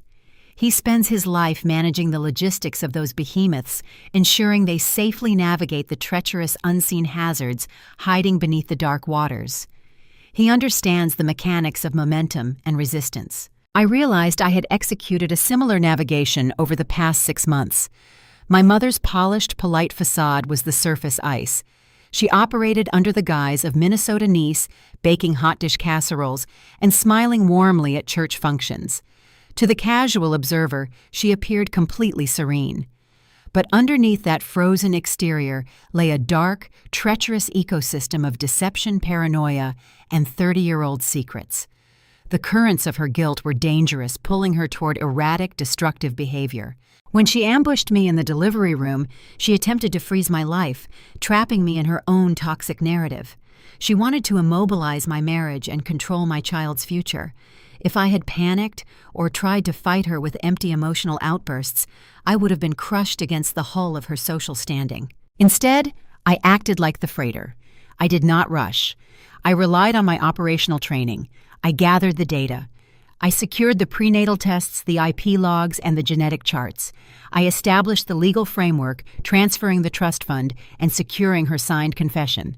I moved with slow, deliberate, undeniable momentum, cracking the frozen surface of her lies and carving a clear, safe channel for my family. Eric stepped up behind me, wrapping his heavy arms around my waist. He rested his chin on the top of my head, shielding me from the biting wind.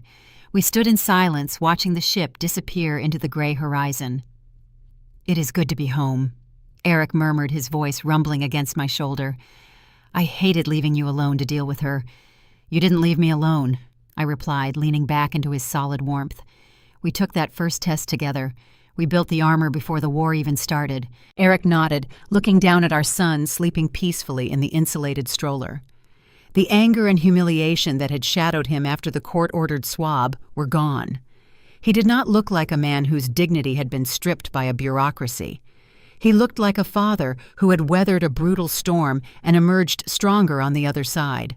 Our marriage survived the assault because we anchored ourselves to truth and transparency. When the rumors began circulating through the congregation, we did not let the whispers breed suspicion between us. We faced the threat as a unified front. We refused to let another generation's toxic secrets dictate our reality. We broke the cycle of deception by choosing honesty, even when it was excruciatingly painful. The wind picked up whipping snow across the paved path. I tightened my scarf, and Eric grabbed the handle of the stroller. We turned away from the lake and began walking back toward our truck. The legal battles were officially behind us. The financial threat was neutralized. My mother was effectively neutralized, trapped in a prison of her own making. Yet a lingering question remained unanswered. I had secured my immediate family and protected my father, but I had not addressed the final casualty of my mother's deception. My older brother Lars was still navigating his life completely unaware of his true biological origins. He was still struggling to keep his contracting business afloat, desperate to earn the approval of a man who was not his actual father. I had chosen to keep the secret to protect Thomas, but carrying that knowledge created a profound moral tension. I knew the truth could destroy Lars, but I also knew that living a lie is a slow, insidious poison. As we drove back toward St. Paul, the heater blasting in the cab of the truck, my phone vibrated in my purse. I pulled it out and looked at the screen. It was a text message from Lars. We rarely communicated outside of formal family holidays. The message was brief and out of character. He asked if he could meet me for coffee next week. He said he needed to talk about something important regarding Mom and Dad. I stared at the glowing screen, the anxiety returning with a sharp jolt. The carefully constructed peace I had fought so hard to build was suddenly fragile again. I had assumed my mother's forced isolation would contain the fallout. I had not anticipated Lars seeking me out. If he was asking questions about our parents, it meant the cracks in their marriage were becoming visible. It meant my mother's frantic attempts to hide her secret were failing. I gripped the phone tightly, my thumb hovering over the keypad. The data I possessed was a weapon that could obliterate his world. I had to decide if I was going to maintain the protective silence or if I was going to hand my brother the key to his own destruction. The final remaining ghost of my mother's legacy was knocking on my door, and I had to choose how to answer. The transition from winter to spring in Minnesota is a slow, hesitant process. The snowbanks recede into the saturated earth, and the gray skies finally yield to a pale, clear blue. 6 months had passed since my mother stood in the delivery room and tried to rewrite my reality. I agreed to meet my older brother Lars on a mild Tuesday morning. We chose a quiet, independent coffee shop in St. Paul, far away from the suburbs where our parents lived. I walked through the glass door bracing myself for a difficult confrontation. I assumed Lars wanted to interrogate me about the trust fund transfer. I thought my mother had finally spun a lie convincing enough to turn him against me. I found him sitting in a corner booth nursing a dark roast coffee. He looked different. The frantic, arrogant energy that usually defined him was gone. He looked grounded and profoundly exhausted. I slid into the booth across from him. I kept my guard up, waiting for the accusations. Instead, Lars reached into his jacket pocket and pulled out a folded piece of paper. He slid it across the wooden table. He told me that he and his wife were preparing to start a family. They wanted to be responsible about their health history, so they ordered a pair of popular commercial genealogy kits to screen for hereditary markers.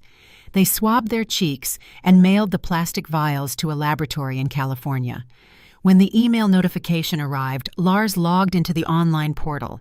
He expected to see a breakdown of his Scandinavian and German heritage. He did not expect to see a list of genetic relatives that excluded our father. Lars looked at me, his eyes bright with a quiet grief.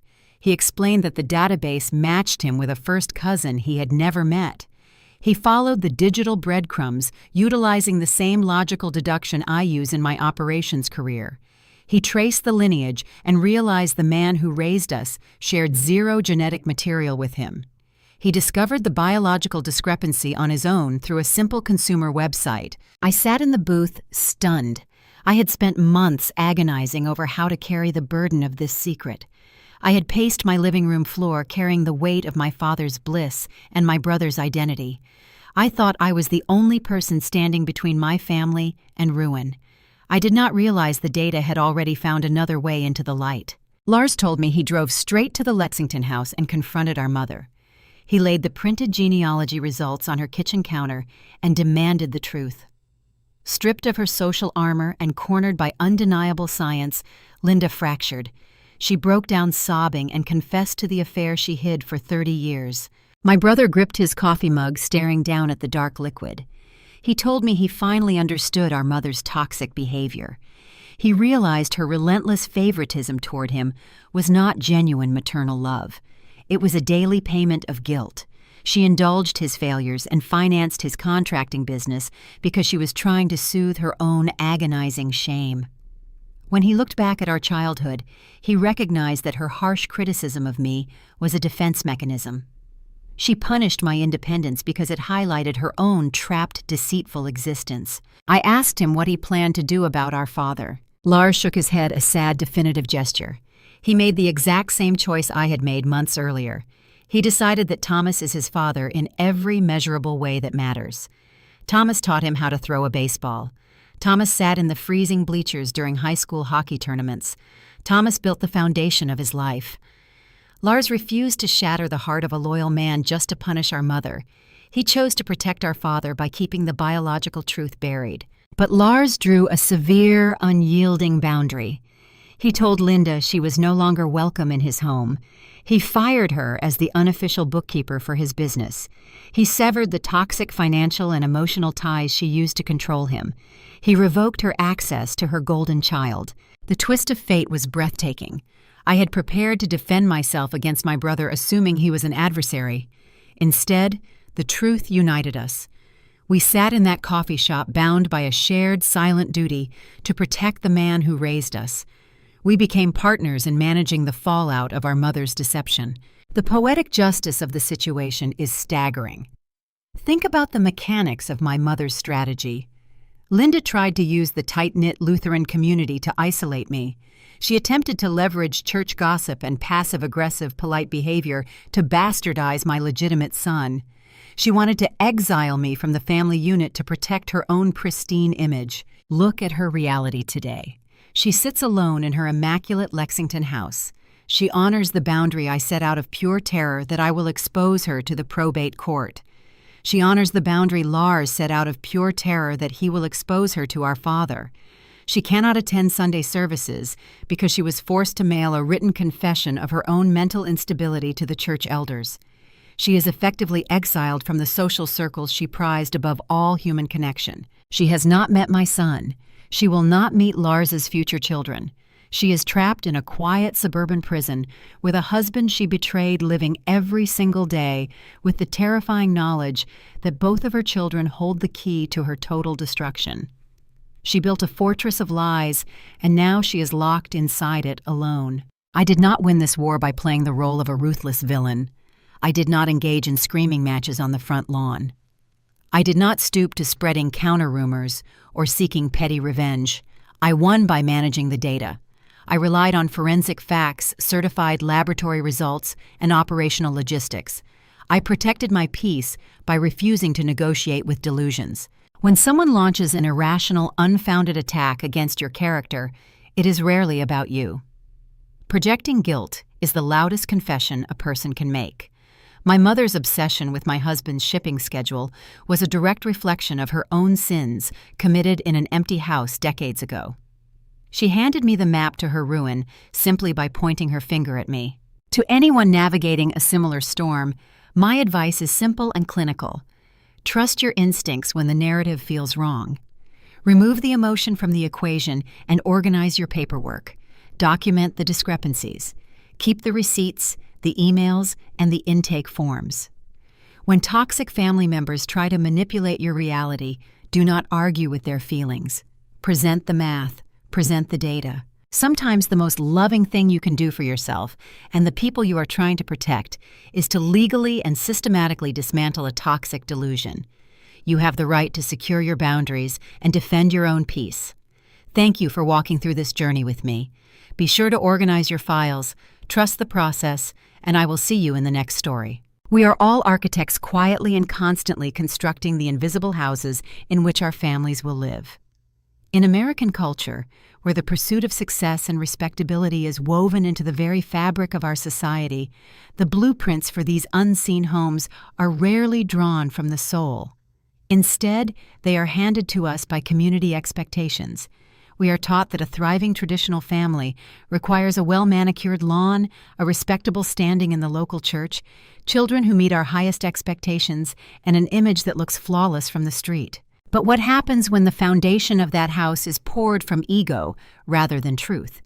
What happens when a family's walls are insulated with secrets rather than warmth? The story of Victoria Linda and their fractured family is far more than a dramatic tale of DNA tests, logistics, and legal maneuvering. It serves as a profound modern allegory holding a mirror up to the current state of parenting in our society.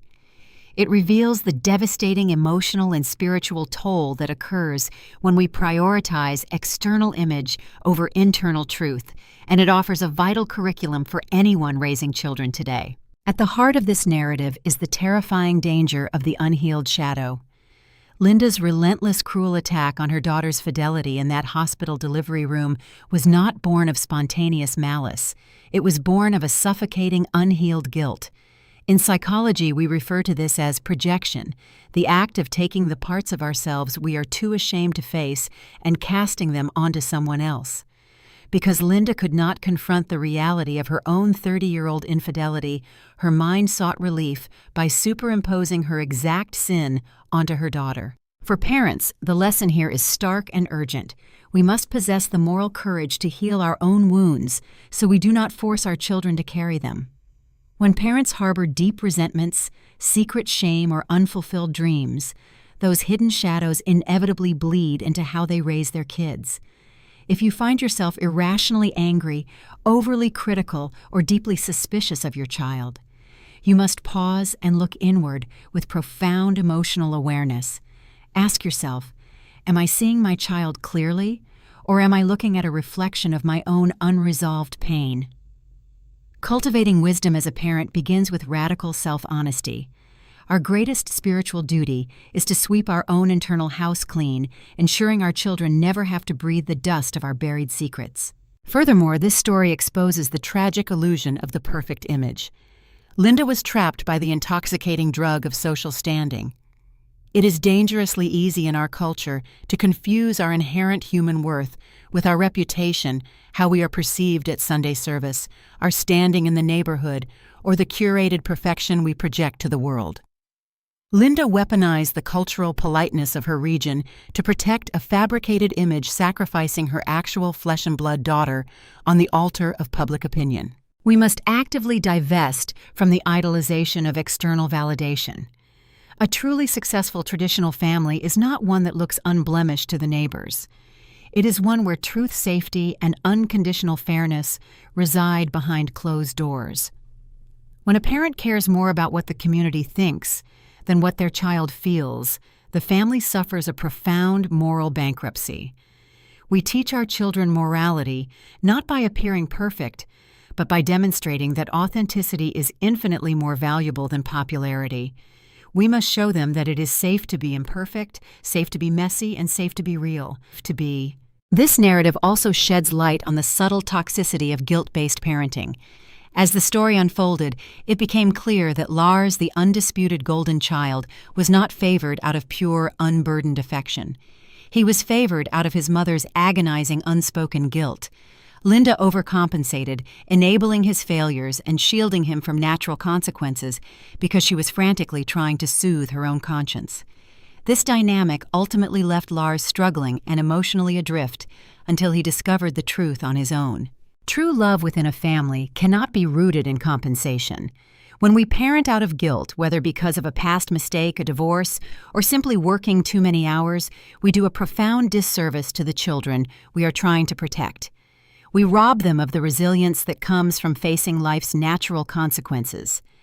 Fairness in parenting means loving your children for exactly who they are, holding them accountable, and never using them as instruments to balance your own internal karmic ledger. Victoria and Lars emerge as the true heroes of this narrative because they chose to become the cycle breakers. Society often conditions us to believe that family loyalty means endless self-sacrifice. We are told to absorb toxic behavior to keep the peace at all costs and to forgive without requiring accountability. But Victoria and Lars practiced what we might call fierce compassion.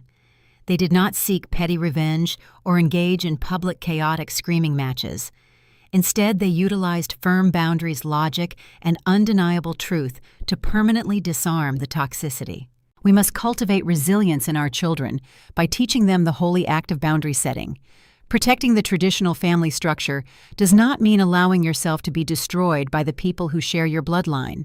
Sometimes, the most profound act of love is a firm, unwavering no. We must teach our children that defending their peace, their energy, and their own future families is a sacred right. By demonstrating how to calmly and systematically dismantle manipulation, we equip them to navigate a complex world with quiet, unshakable strength. If you find yourself seeking the warmth of honest narratives, and if stories that explore the hidden depths of human relationships and the hard, necessary truths of family life resonate with you, please take a moment to subscribe to Sofia Told Stories. We are dedicated to sharing narratives that challenge, heal, and reflect the realities of our lives, and we would be deeply honored to have you walk this journey with us. As we close the book on Victoria's journey, we are asked to look at the foundations of our own homes. Are we building our families on a bedrock of truth, or are we constructing fragile fortresses of secrets and social posturing? The greatest gift you can give your children is your own healing. Strip away the need to appear flawless. Drop the heavy armor of ego and societal expectation. When you choose to live in the light of absolute truth, you break the chains of generational trauma and free your children to live unburdened lives. Yet the invisible houses we build are complicated structures. You can patch the cracks, evict the ghosts, and lock the doors against the cold, but the history of the soil remains. When the applause of the neighborhood fades and the lights finally go out in the empty rooms, we fought so desperately to decorate who will be left sitting in the dark with us. Will we be surrounded by a family held together by authentic love, or by strangers bound only by obligation? And more importantly, when the house is entirely silent and we finally look into the mirror, will we even recognize the face staring back?